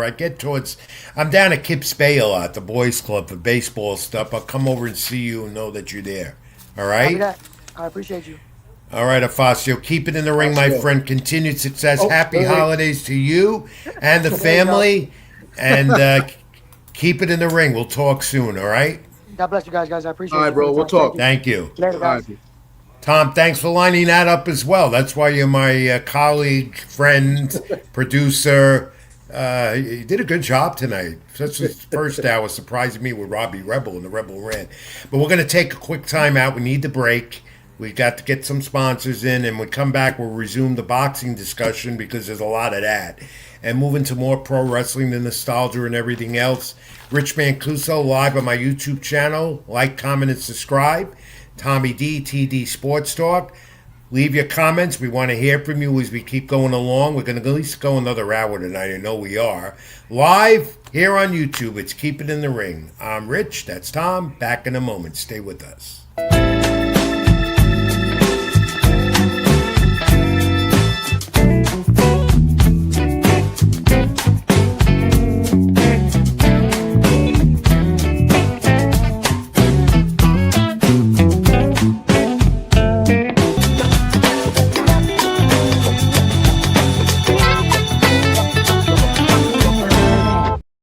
Petwell Clinic was built with busy pet parents like you in mind, providing walk-in preventative vet care, treatment for minor ailments, and chronic condition management.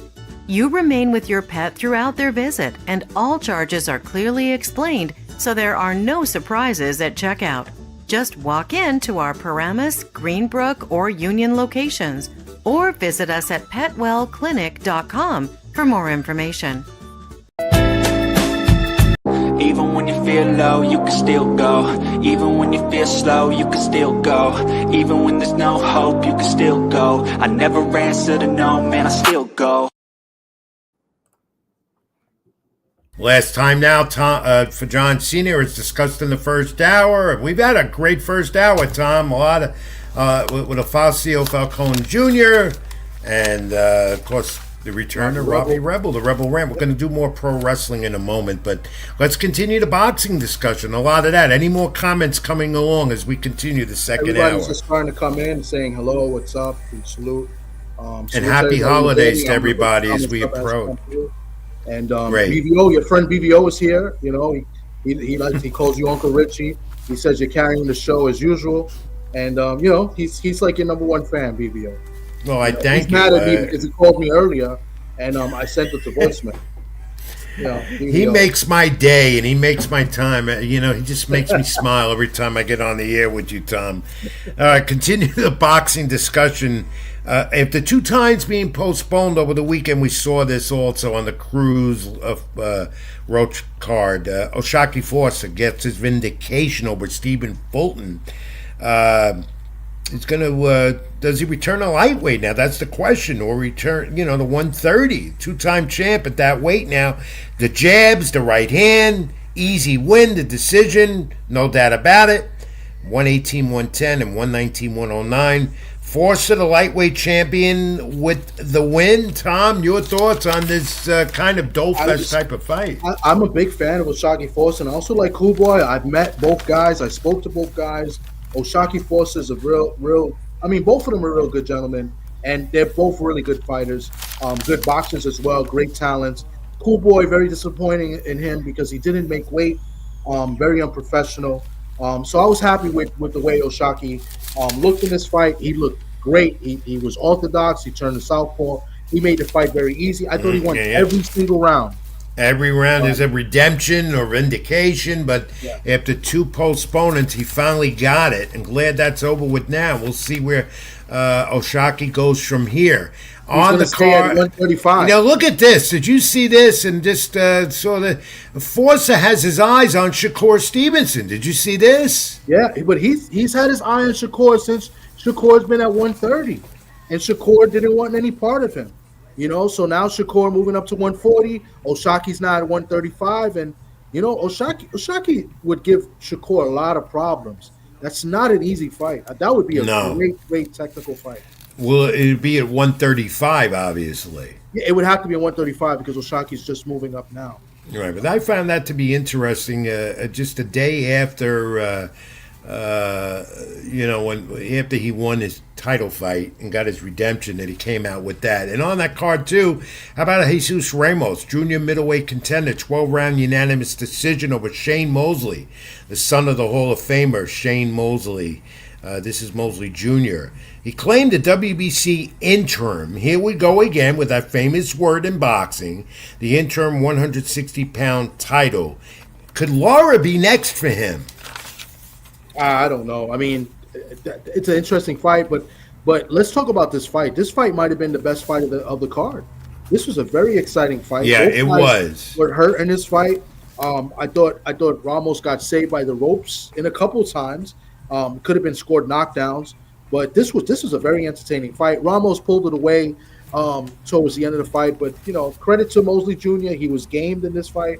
I didn't think he would be that as competitive as he was, and you know, hopefully this earns him another opportunity in the future with the performance he had. But this was a great fight. Credit to Ramos. He looks like he's getting better, but defensively, he's got to work a little bit better on his defense. I like the way Ramos jabs, though. I like it. I like the way he goes to the body at times. And, of course, as I always say with a fighter, great footwork. And how about Jai Opatai? Did I get it right this time? Opatai. This is one of those names in boxing I never get right. Opatai, who's a champion, the 8th-round knockout, retaining the IBF Cruiserweight title. 3rd fight for him this year. However, coming out of this was his opponent, Sankara, suffered injuries to the brain. Don't know the latest status on it because of the left from Opatai. Caused a brain contusion, a fractured vertebrae as well. So our best wishes to Sankara, who suffered major injuries in this fight. We hope he's doing well. And the Cruiserweight division is really picking up, especially with Opatai and And you're talking about maybe Benvenidez going there as well with Gilberto Ramirez. And then Shabazz, now the European Junior Featherweight champ. Over the weekend, unanimous decision over Peter McGrail. That in Monaco on the zone. Shabazz, a tough, though he lost his stamina, Tom, in the later rounds of that fight. I don't know if you caught it. But other than that, very talented. A junior featherweight champion. Maybe that's someone Facio Falcone could go after. Who knows? That sounds interesting. That would be. I don't like Shabazz's chances, but no. And how about this, Tom? Jake Paul next week, of course, against Anthony Joshua, and then Joshua wins this fight, as everyone expects, will be a joke. Joshua should annihilate Paul. If he doesn't, then he shouldn't fight no more. And the talk now is Joshua wins and Tyson Fury coming out of retirement, that we're finally going to get. It might be too late. We'll get Joshua and Fury at some point in the new year, like in the fall, September. That was the talk today, the buzz today. Paul says he will rip apart Anthony Joshua. Can we believe that? Listen, I still don't know if they're actually going to have this fight. I don't know what to expect. I mean, we're supposed to expect Joshua to annihilate this guy, but you never know. I'm interested in seeing it. I know some people say they won't watch it. I'm going to watch. I mean, unless, like I said, it's on Netflix. Yeah, everyone's got Netflix. How can you not watch it? Yeah. But of course, the replacement for Gervonta Davis, who's been making some noise again. He's been talking on social media again about his next fight.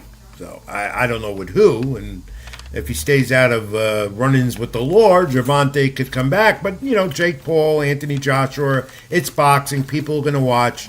And again, more next week we could talk about it, but I don't expect Jake Paul to give much. Joshua should win this easily. He should. Easily. Yes. Right. But his promotion, MVP, they said about Amanda Serrano, their champion, who's fighting next month in San Juan in a homecoming. Serrano and Alicia Bangarner relinquishing their WBC title belts, no longer undisputed champions. It's all maybe revolving, and probably is. Maybe they're rebelling against the WBC because of Terrence Crawford relinquishing one of those titles, WBC, to his undisputed claim at 168, and the sanctioning fees and all that. What did you think of that, Tom? Rich, I didn't hear about this. I'm just looking at it now that you bring it up, but I don't know where I stand with it. I mean, I don't like what the WBC's been doing. Suleiman, I'm not a fan of Suleiman, especially after I got the chance to speak to him this summer. I didn't like the way he responded. It's like he didn't care for what I had to tell him. And, I don't know if you know this, but me and Pedro Fernandez, we were on WBC TV, and he kicked us off because he didn't like our opinions. He didn't Shame like our on opinions. him. Yeah, he didn't like our opinion with Osaka. He doesn't like people. He does not like resistance. He does. He don't like to get criticized. Not like the old man, his late father, Jose. Yeah. Who would listen to everyone, including me. Yeah. I mean, I would write things back then, and he would read, and he would send me an email most of the time, disputing some of the things I said. But he would always talk to me whether I disagreed or not with their policies. If you listen to old fighters that were champions in the WBC, I hardly hear anybody say anything bad about Jose and how he treated them after they retired and stuff. No, he was good for the sport. He was good. The son is completely different. Yes. Complete turn. It's nothing like that. So that developed, and so did this. Earl Spence Jr. was in San Antonio at the Pitbull Cruz Lamont Roach fight. He hasn't fought since he lost his undisputed claim, those 147-pound titles to Terrence Crawford. And he said, when asked about when he's going to get in the ring again, there's always been talk when. He says he's taking care of his family. He's traveling the world, and he says he'll be back when he's ready. But we've been hearing that. Yeah. 3 years since a fight with Crawford? I believe it's 2, if I'm not mistaken. 2.5, maybe. 2.5. Regardless, that's a long time being out of the ring. He says he's healthy and ready to go. He can go. But he said, this is the thing he said, Tom. He'll be back when he's ready. Is he mentally ready to get back in the ring? That's the question. Well, I mean, I don't think he's mentally ready, because if he was mentally ready, then he'll take a step forward to taking a fight. So obviously, and that's a good thing, right? If you're not mentally ready, you shouldn't be fighting. I just don't know if he's physically ready. In my opinion, what I think part of it is, I don't believe anybody would sanction a fight with him. I think he has some really bad injuries because of the car crash, and Yeah. it's a miracle that he was able to fight a couple fights after the car crash. I mean, the guy, listen, brain bleeds are not cool, all right. And to be a pro fighter after a brain bleed is it's tough, man. I don't recommend it, So and I think he suffered brain bleeds in that car crash, and I He just did. think he's made good money. I think It was miraculous that he survived. Every time you if you go back and look at that video, it's miraculous that he's able to survive that. But he says he'll be back when he's ready. When So he's we'll ready, see. then enjoy life. And he's traveling the world. That's a beautiful thing, And I salute him, man. Errol Spencer. I guess he has the money, whatever he's doing, or he put his money in the right place, because he made an awful lot of money. Yeah. Even with that Crawford fight, which was at that time one of the top 3 pay-per-view records at the time when they fought. All right, and we're talking about Gerard Boots Ennis and Virgil Ortiz Jr. It's a fight to look for in the new year. Well, the champion at 154 has a lot of things going for him. It's a tough division, as we know, and they're talking about a unification of the 154-pound titles. Reportedly, it's Ennis and Virgil Ortiz Jr.'s, and that's Matchroom and Oscar De La Hoya, and they're talking. They're starting the talks to get this fight booked, which would be an interesting fight. The two of them have been looking at each other. They're getting in the ring together, and I think it's going to happen in the new year. I don't know when, early, mid, or whatever, but they are talking, and let's see where this goes, Tom. I hope this fight gets made. It's a very intriguing fight. I like both fighters. I think both fighters just came off great performances. Boots just moving up to 154. I think he's a great talent in the sport. I just want to see him in the ring with, somebody as good as a Virgil Ortiz to really test him. And I think Boots would beat a Virgil Ortiz, but I want to see it. You know what I'm saying? I think Virgil Ortiz is a very good fighter as well. He's got good power. He takes a decent shot, but this is a fight we want to see. I think the fans want to see this most of all. It's not a title shot, but, titles have become a thing of the past right now, Yeah. These guys are trying to make big fights, get paid, and put on great performances. I think and in that division of 154, we know who's there, including Xander Zayas, who defends his title, 154, at the end of January 31st, the same night as Teofimo. Yeah. And Shakur. And that'll be in Puerto Rico as well. So, a lot going to be going on in January. And the other champion is fighting that day, too. I know. There we go again. All these fights at one time. But look forward to when they're going to announce Ennis against Virgil Ortiz Jr. But this weekend, we have a major card of boxing on the Zone. Stockton, California, 8 p.m. Eastern Time start. And it's Diego Pacheco, the young rising star at 168 in a division that's tough. 24-0, 18 knockouts, 2 undefeated going in there against Saggio. Combined 50 wins with both fighters, which is interesting. Pacheco, of course, 24 years old. Third ranked by the WBO. The body shots, he likes to step in a lot. His opponent is 26-0 as well, 23 knockouts, ranked 8th by the WBO, 10th by the WBC, 11th by the IBF.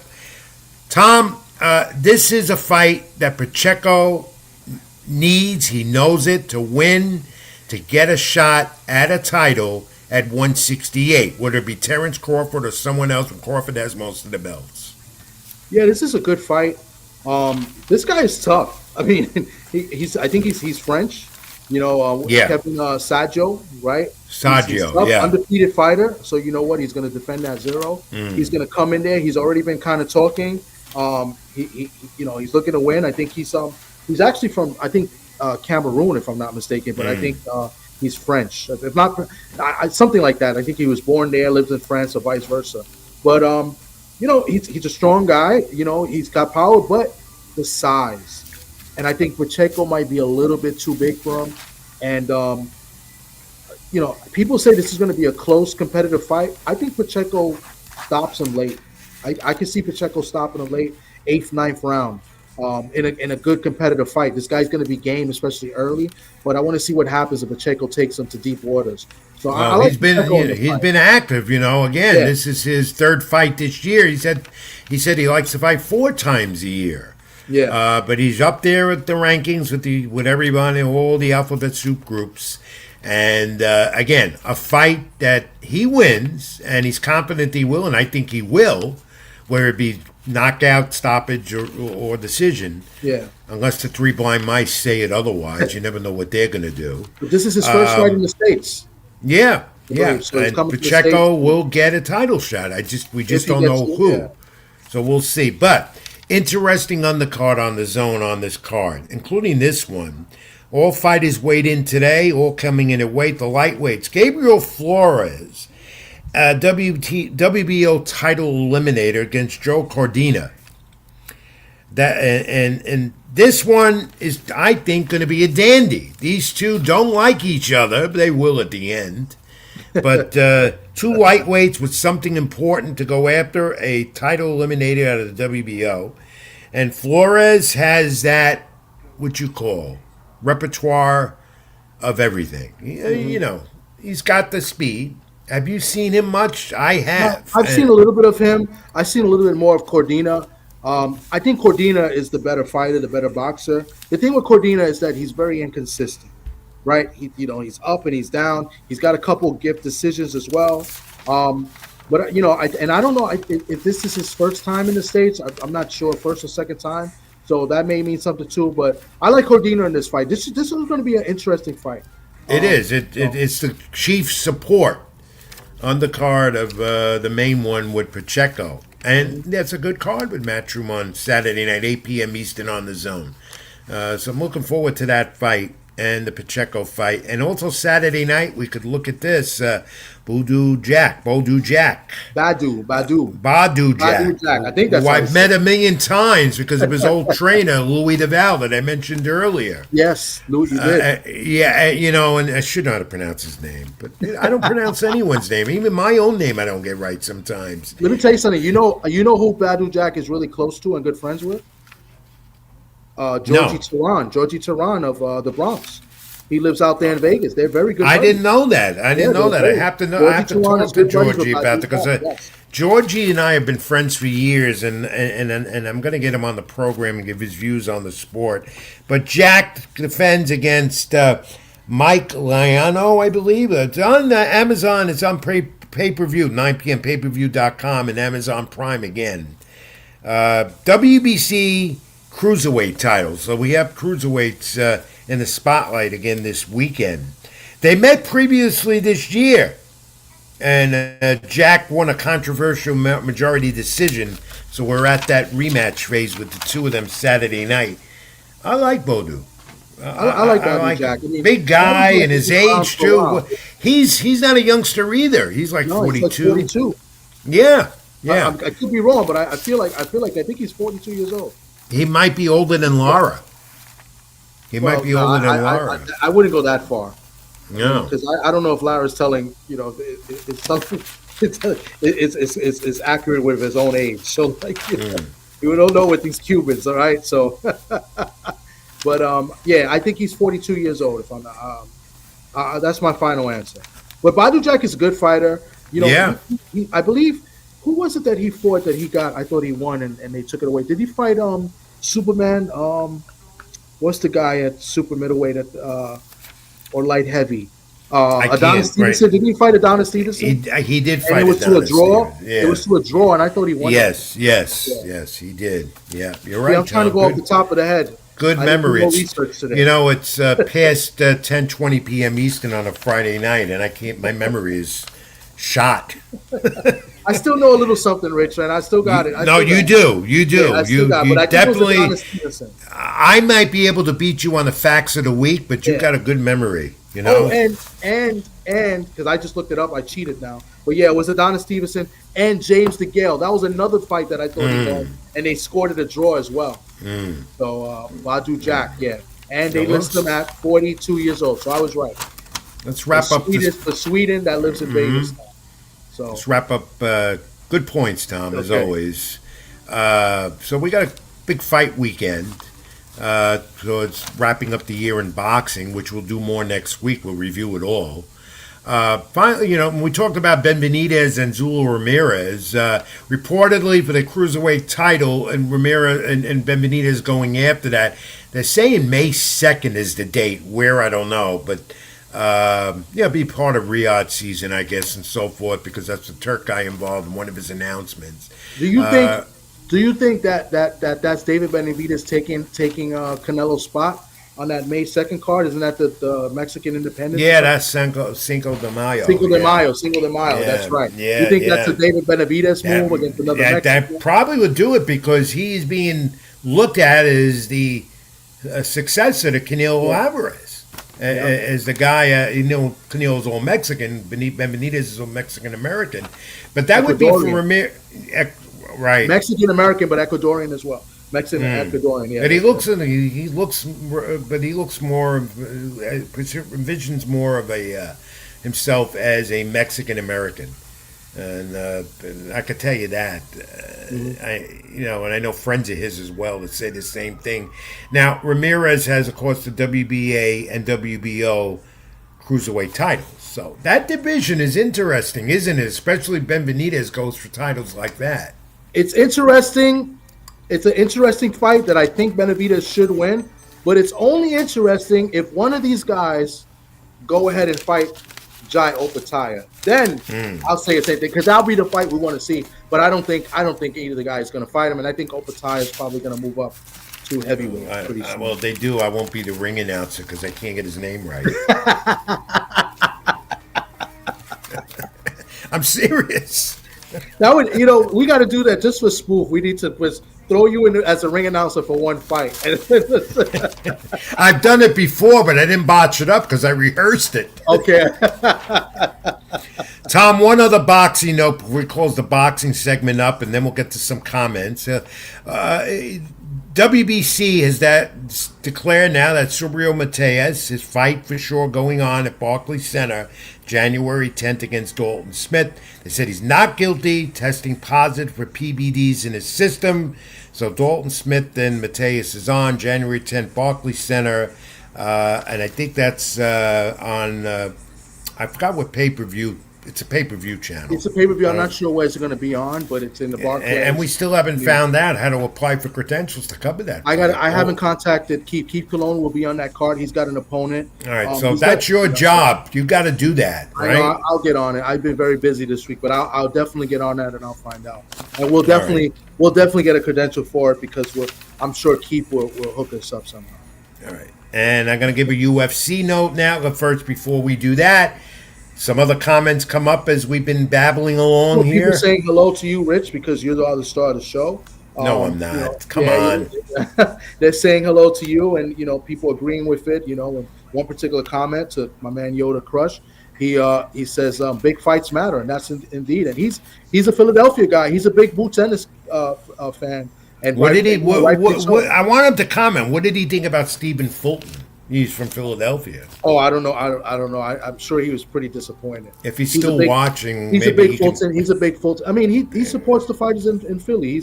He's a homer like we are. We support our guys here in New York as well. And I'm not sure what he thinks. I'm sure he's probably a little bit disappointed, because I know, if I remember, I think he picked Fulton to beat Oshaki. But I think he's more disappointed in Fulton and just coming in overweight and kind of out of shape, if anything. Because Fulton is a great fighter as well. I mean, what we saw Saturday is not, what Stephen Fulton's all about. No, absolutely not. Absolutely not a Shockey Forster did what he had to do. All right. Let's keep your comments coming in. Did he just comment again? No, that was somebody else saying hello and saying All that they right. were Well, listening. hello to you all, and thanks for commenting. Like, comment, and subscribe to my channel on YouTube. Rich Mancuso would keep it in the ring here, and Tommy D Sports Talk would appreciate that. Tom, I'm going to do a UFC note, one or two real quick. Then we're going to take one more, a little more extensive timeout before we do the pro wrestling, because I got to get up and stretch again. My back has been out. Okay. You can't tell sitting on a chair, but when I get up, oh boy. All right. In UFC, Paramount Plus, they're ready to go. January 24th, T-Mobile in Vegas. That's going to be their debut. Who's going to be on it, I'm not sure. But it's all set. So UFC's got a platform and a major one. And this happened. And this was disturbing. Joshua Van, UFC champ, breaking Alexandre Pajoya's arm. And you could see that, and the images are very disturbing. Broke his arm right there in the octagon right away. And that was a highlight fight at UFC over the past weekend. So, that's brutal. The octagon and all that stuff. I got to do some more UFC stuff, but then remember that we are keeping in the ring, not keeping in the octagon. But I'd like to mix it in a little more, and I intend to in the new year on the program. So, let me get Tom. A comment. He did comment. Mm-hmm. He said, in regards to Stephen Fulton, he said he looked bad. Facts. Bad night at the office. It was terribly bad night. Disappointing as well what he did with the weight and his performance overall. But Philadelphia, I got to tell him again. I'll tell a friend there, and I'll tell everyone. That is a homebred of great fighters. It's been for years, and it continues to be. And now they have Gerard Boots Ennis, who's the superstar in the sport, one of the top superstars, who's on his way to even more, and more in the new year as well. Tom, can I tell you? Yeah. This is came to mind. They came out this year with the new top strong boxing cards, and I bought a couple boxes, and one of the cards I got, because they guarantee 2 autographs in each box. I got a Boots Ennis autograph card. I just wanted to throw that out there. I don't have one. Next time I'm going to bring it, I'll put it on the screen. I got a Boots Ennis one. I got a lot of New York Mets cards, of which 2 I got to discard. Edwin Diaz and Pete Alonso. Yeah, Pete Alonso. That's another story. Hey, and there goes my boxing talk with Edwin Diaz in the Mets clubhouse, because he's a very good close friend of Xander Zayas and loves boxing. We talk boxing more than baseball when I'm with him. Now he's in Los Angeles.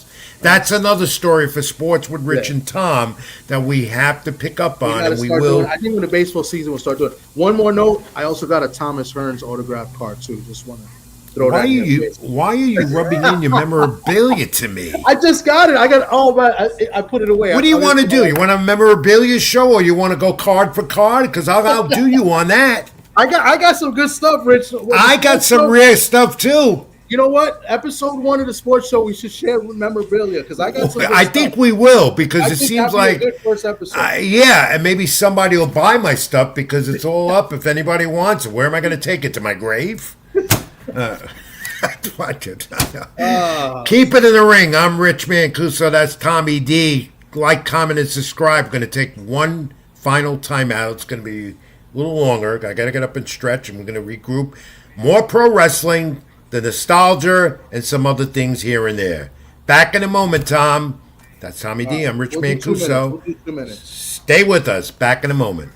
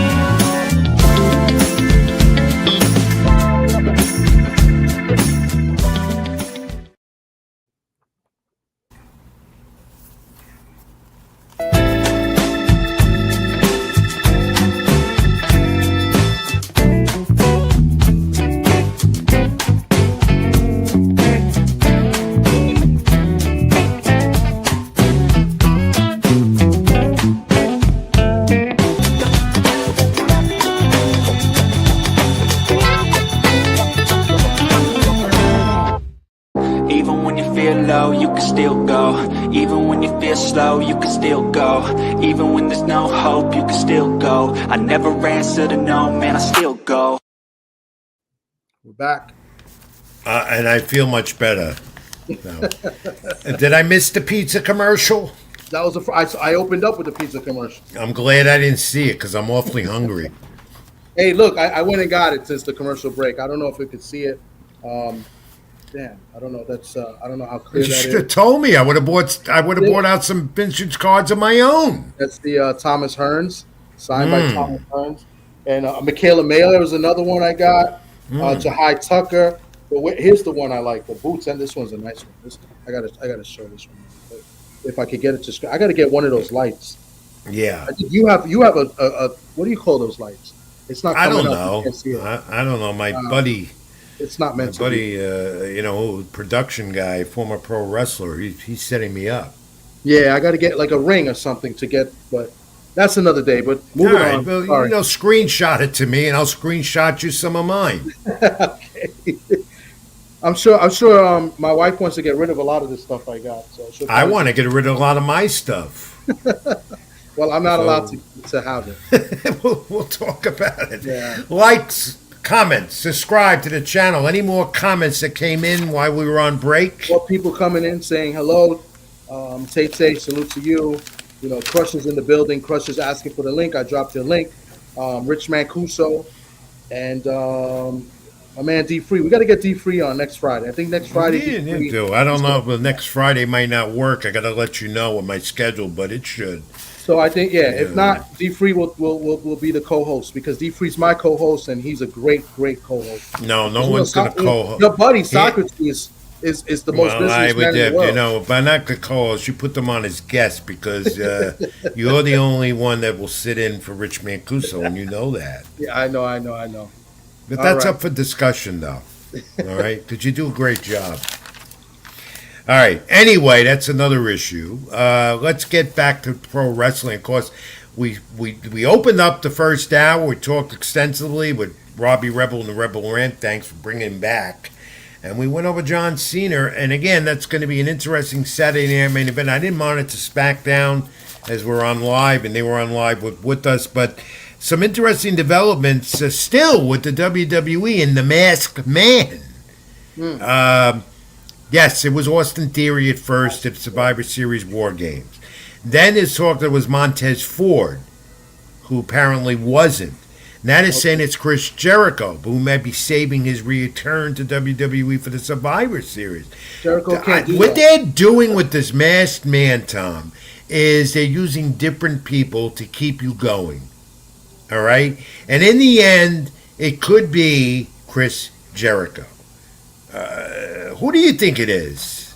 I think it's Austin. It ain't going to be Chris Jericho unless, he's got some great stuntmen because Chris Jericho can't move like he used to. He can't move like that.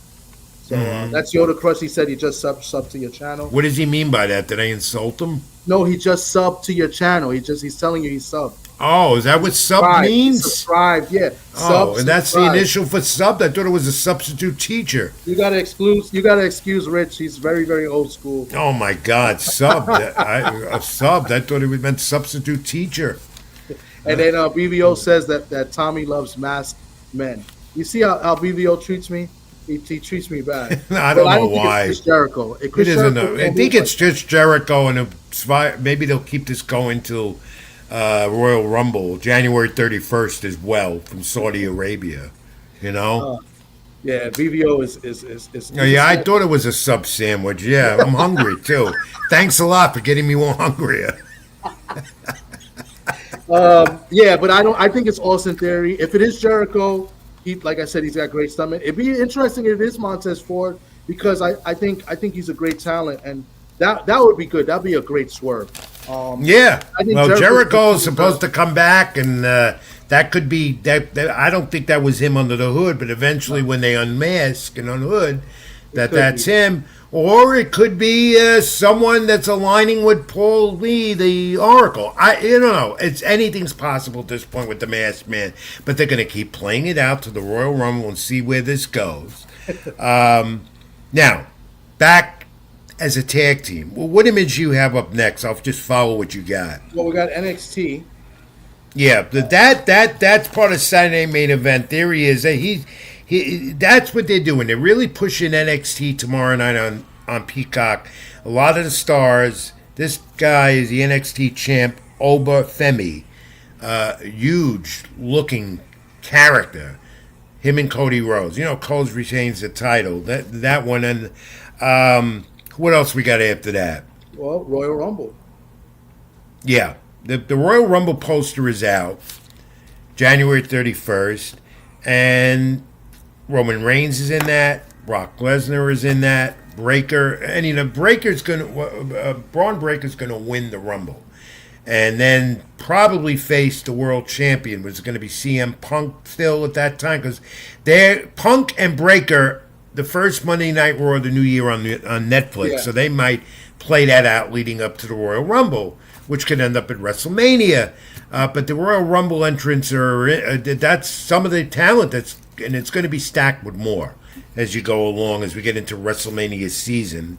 What else I'm going to bring up? The Usos are together again, Jimmy and Jay. That probably going to be temporary because they were teasing a feud with the two, and it probably will lead to them turning on each other as brothers.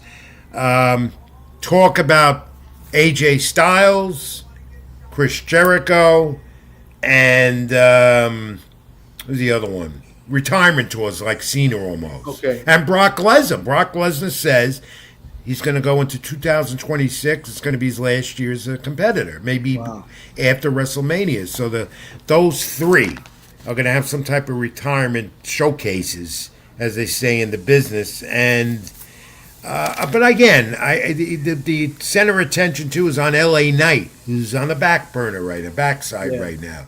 Not because he doesn't have a contract, not because there's been any dissension. He's doing some filming, some movie stuff. Okay. And that's how he's out of the picture and got demolished by Bronson Reed on Monday Night Raw this past Monday.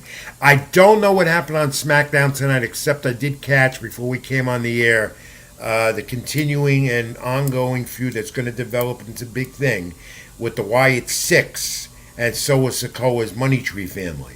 So that continues to develop. But as far as Saturday Night Main Event again, Cena loses. That's what you and I think for sure. I think so. And 2-hour extravaganza to say the final farewell to John Cena. I'm looking forward to it, Tom, because there's going to be a lot of interesting, significant people that have played a role in Cena's career on the air on Peacock tomorrow night.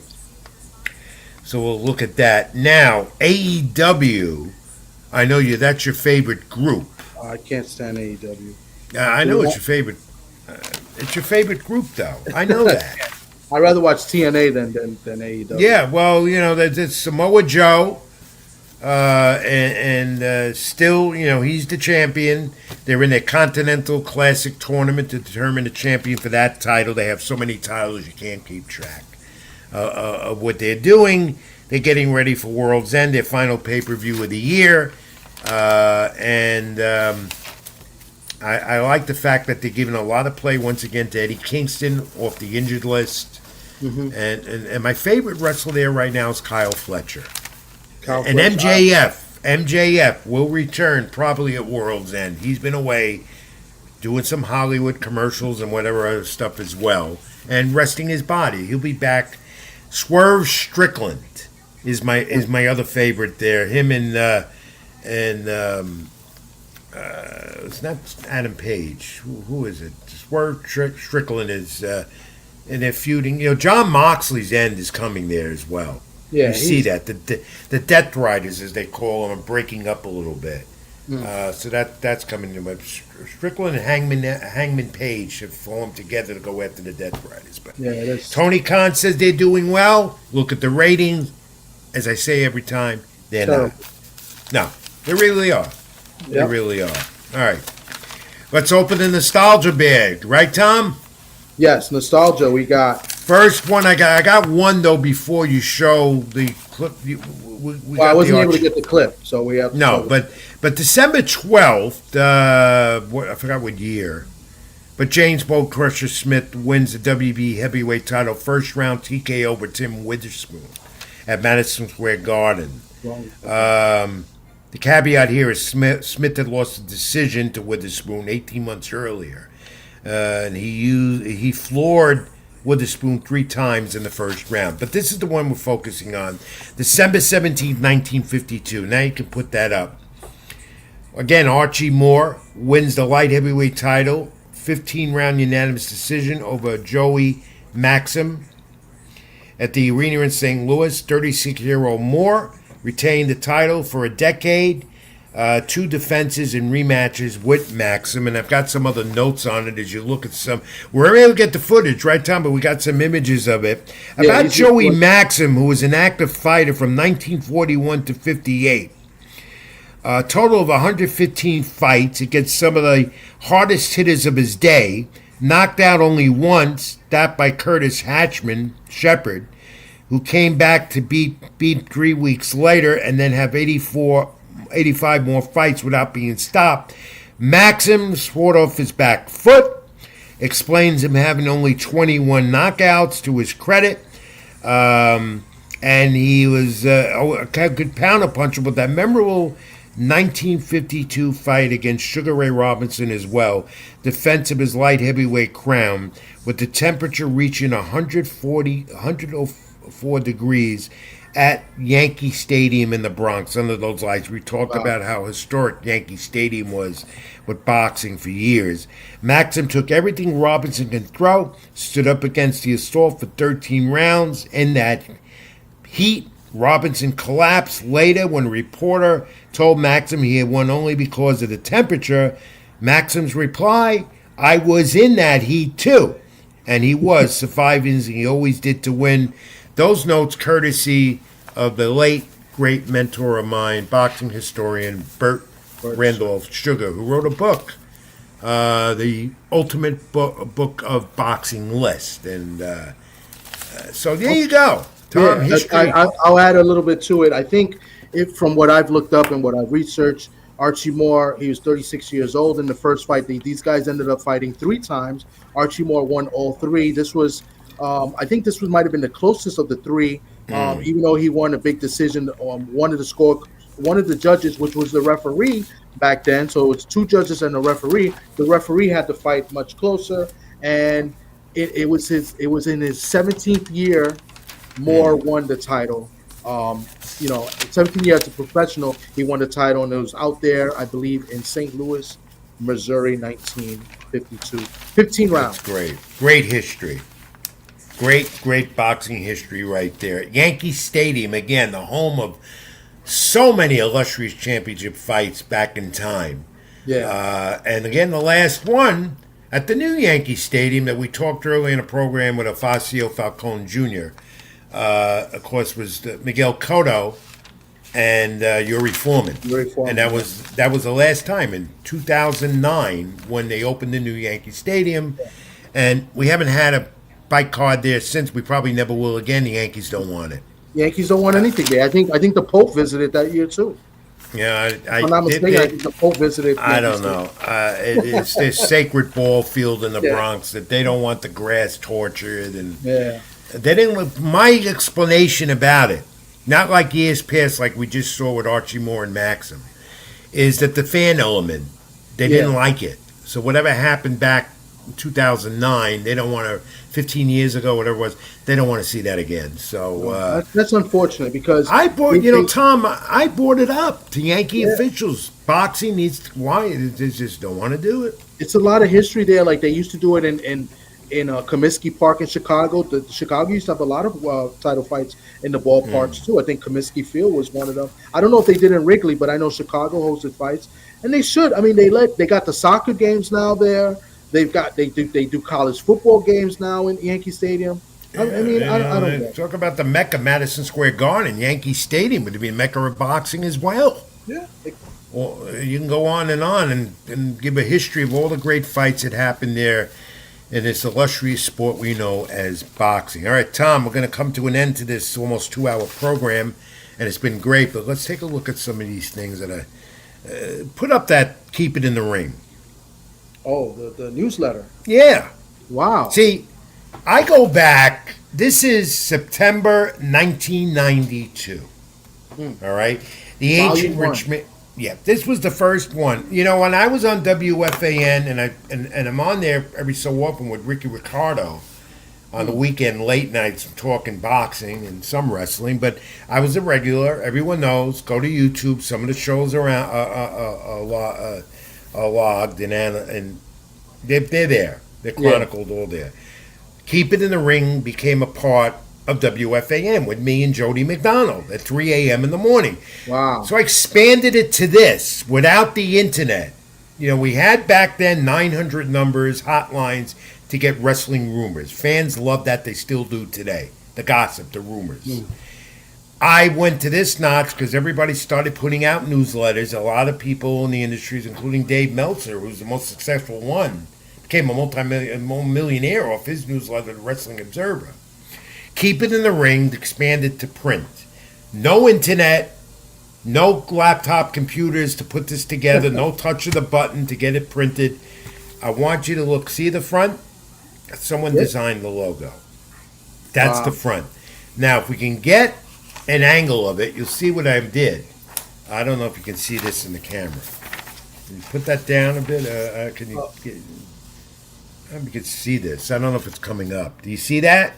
No, it's not. I don't see it on the Well, screen. no. There's a. In other words, here's the back of it. With the old I had the, and I have a lot of these if people want them just for a souvenir. This was all done. You know how I did this? By myself with some help with a young man named Derek Gordon who went in the industry and left. I did this what you call cold press days on the old typewriter. Wow. I typed away and typed away, all right? Take the paper out, cut it down, and then what we did before internet, laptops, well, don't get me wrong, this new technology, there's an advantage to it, all right? This wasn't easy to do. You went to your kitchen table or workplace, the way old newspapers did it back then. You took the copy, you laid it out on a table, and then you put it on what you call storyboards, and you gave that to a printer, and a printer would then take it, what you call to cold press, and then print it out. And this was like 10 pages long, so it wasn't cheap to do. Yeah. Cheaper than it would be today. But that's how it was all done. And if you look at the script on, you can see it was done on a typewriter. Yeah. But this is how it was done. And this went in the mail after that. And I had quite a few subscribers to this newsletter. Didn't make much money off of doing it. That wasn't my purpose completely, was to inform the fans beyond WFAM what I was doing. Cold press media. That's how it was done. That's how it was done. It's tough. And then, doing late night, so 3 a.m. in the morning, you came after the schmooze, right? Yeah. The schmooze was midnight. I actually started with the schmooze. He put me on. Okay. And we were having it, but he wasn't doing it. Him.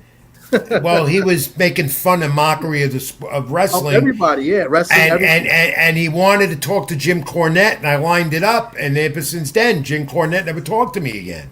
Oh wow, that's because he was a jerk because he used to. Steve Summers did that. Yeah, Steve Summers, the schmooze. I mean, I called him a couple of times, but I'm a Devils fan, right? And at that time, it was when the Rangers won. And all he played was the Matteau goal. Okay. Remember Matteau, Game 7? Overtime? Matteau. He'll call up and be like, hey, something's wrong with my foot. I think it's my toe. And then he'll play the Matteau thing. I think it was it Howie Rose? I don't know who was doing the play-by-play with the Rangers, but that was Howie Rose. It was Howie Rose, right? I hated oh my God.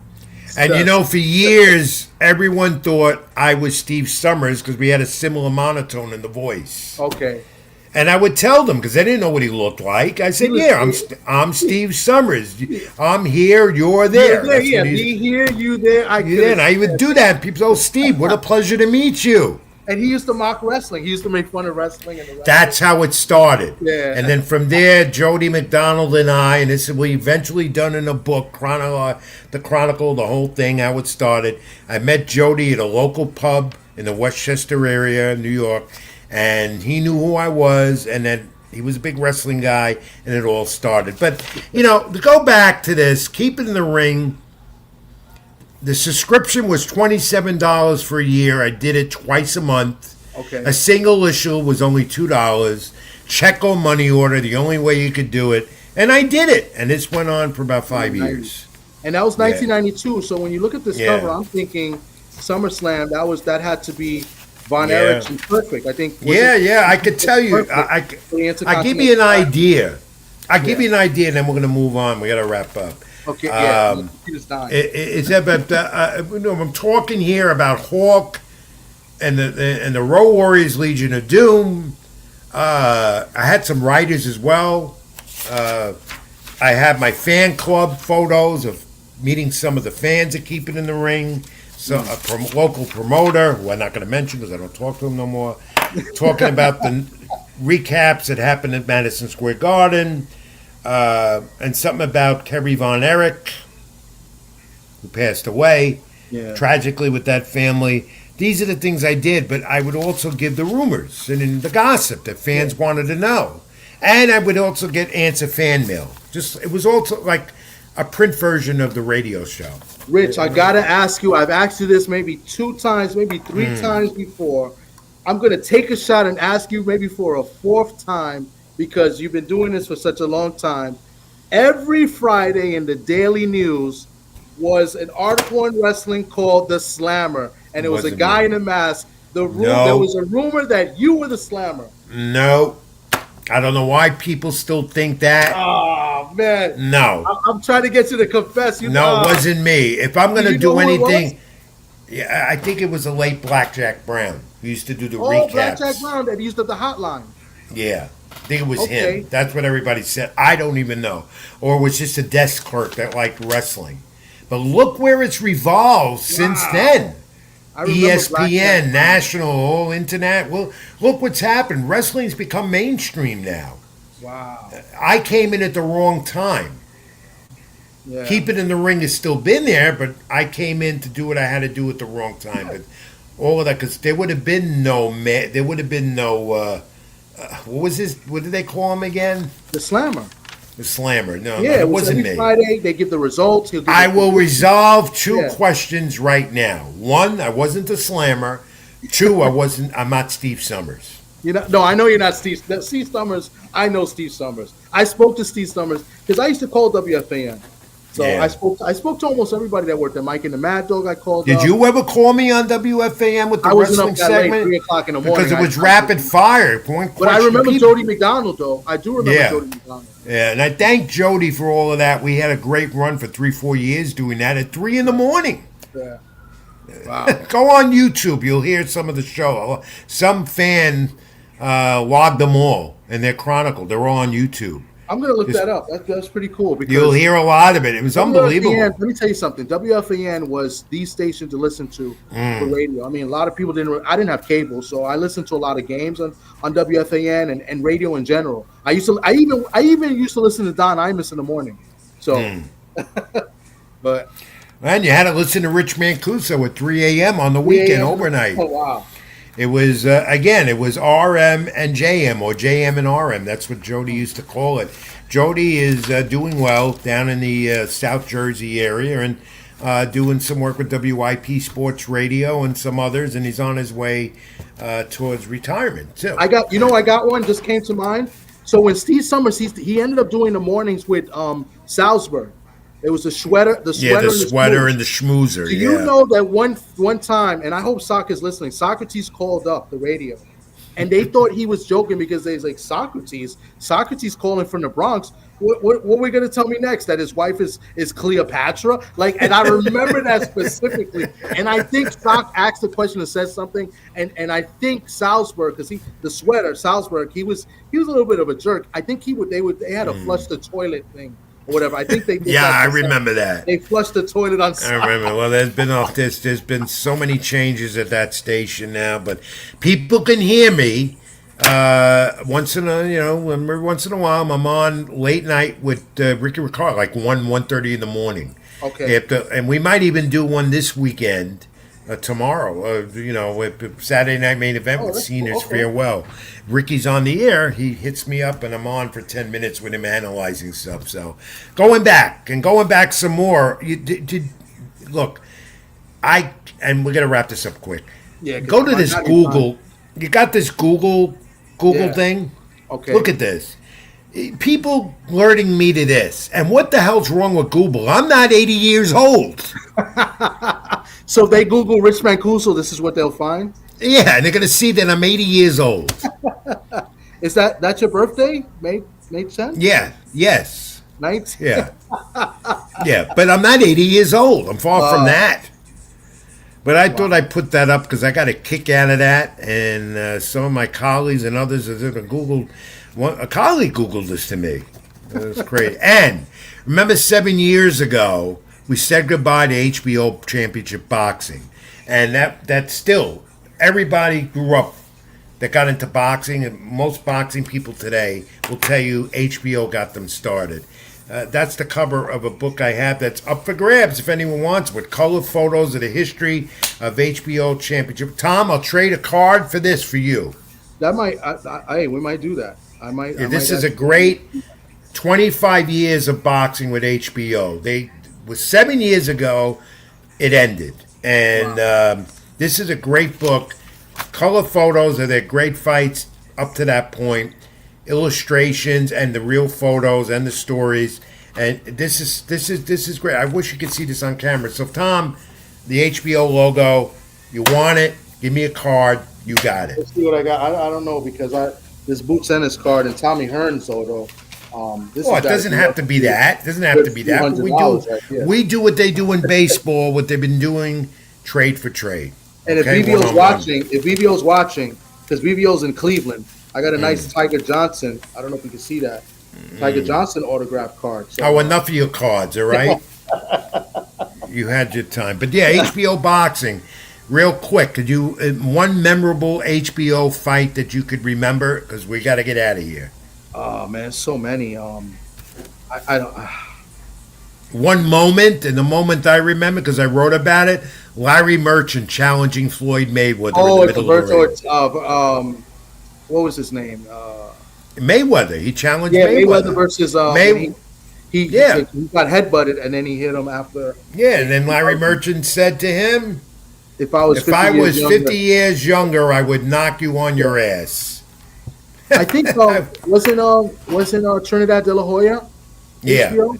Yeah, so that would be one. I came from a wedding that day, rushing to watch that fight in a friend's house. There was a whole bunch so of many memorable fights and moments on HBO. Jim Lampley, the fight doctor. I mean, you had Harold Letterman, the judge, and Lampley and Larry Merchant. It was just great. And then you had Max Kellerman come into the picture as well. We missed them. And then Showtime, and they're gone, and now it's all streaming. But that's the story. Tom, 2 hours, great talk. Thanks to Facio Falcone Jr., the rising super featherweight from the Bronx, for joining us. The return of Robbie Rebel, I loved it. He'll be back with the Rebel Rant when we continue. And so much information. The fights this weekend are interesting. Any final thoughts and where the fans reach you, my friend? No, this was a great show. I mean, thank you to our guests that came up. They definitely made it good. If you didn't catch the beginning, Robbie Rebel's back. He's always great. He wasn't prepared to do the Rebel Rant.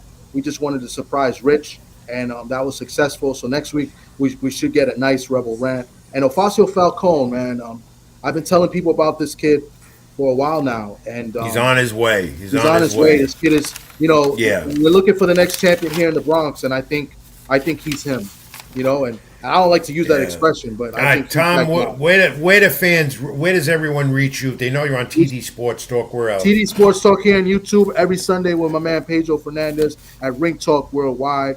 That's where you catch me, and of course, keep it in the ring.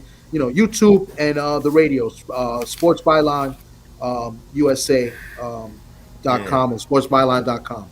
Next week, check the social media handles of Tom and myself at Ring786 at Twitter and on Facebook.com, Rich Mancuso on Instagram, among the others, LatinoSports.com that I write for, read my content. Special show next week. We're going to look at the year in boxing and pro wrestling in 2025. We're almost coming to the end, and that might be my final show of the year. We'll see how that goes, but either going to be Thursday Night Live or Friday. We'll let you know. Check the social media. Thanks for everyone for watching tonight, staying with us for 2 hours or more. And the content was great. This was a great one. And 2 hours works, but it's a lot, but it works. And thank that guy, my colleague, friend, and producer. He makes me look at every week. String Punk Entertainment, Scott Churston as well. Tommy D, as I always say to everyone, God bless, be well, be good to each other. Until next time, I'm Rich Mancuso. That's Tommy D. Like, comment, subscribe to my channel here on YouTube. And as always, what do we say? Keep it in the ring. Keep it in the ring. Till next time, I'm Rich. This is Tom. Take care. Even when you feel low, you can still go. Even when you feel slow, you can still go. Even when there's no hope, you can still go. I never answer to no, man, I still go.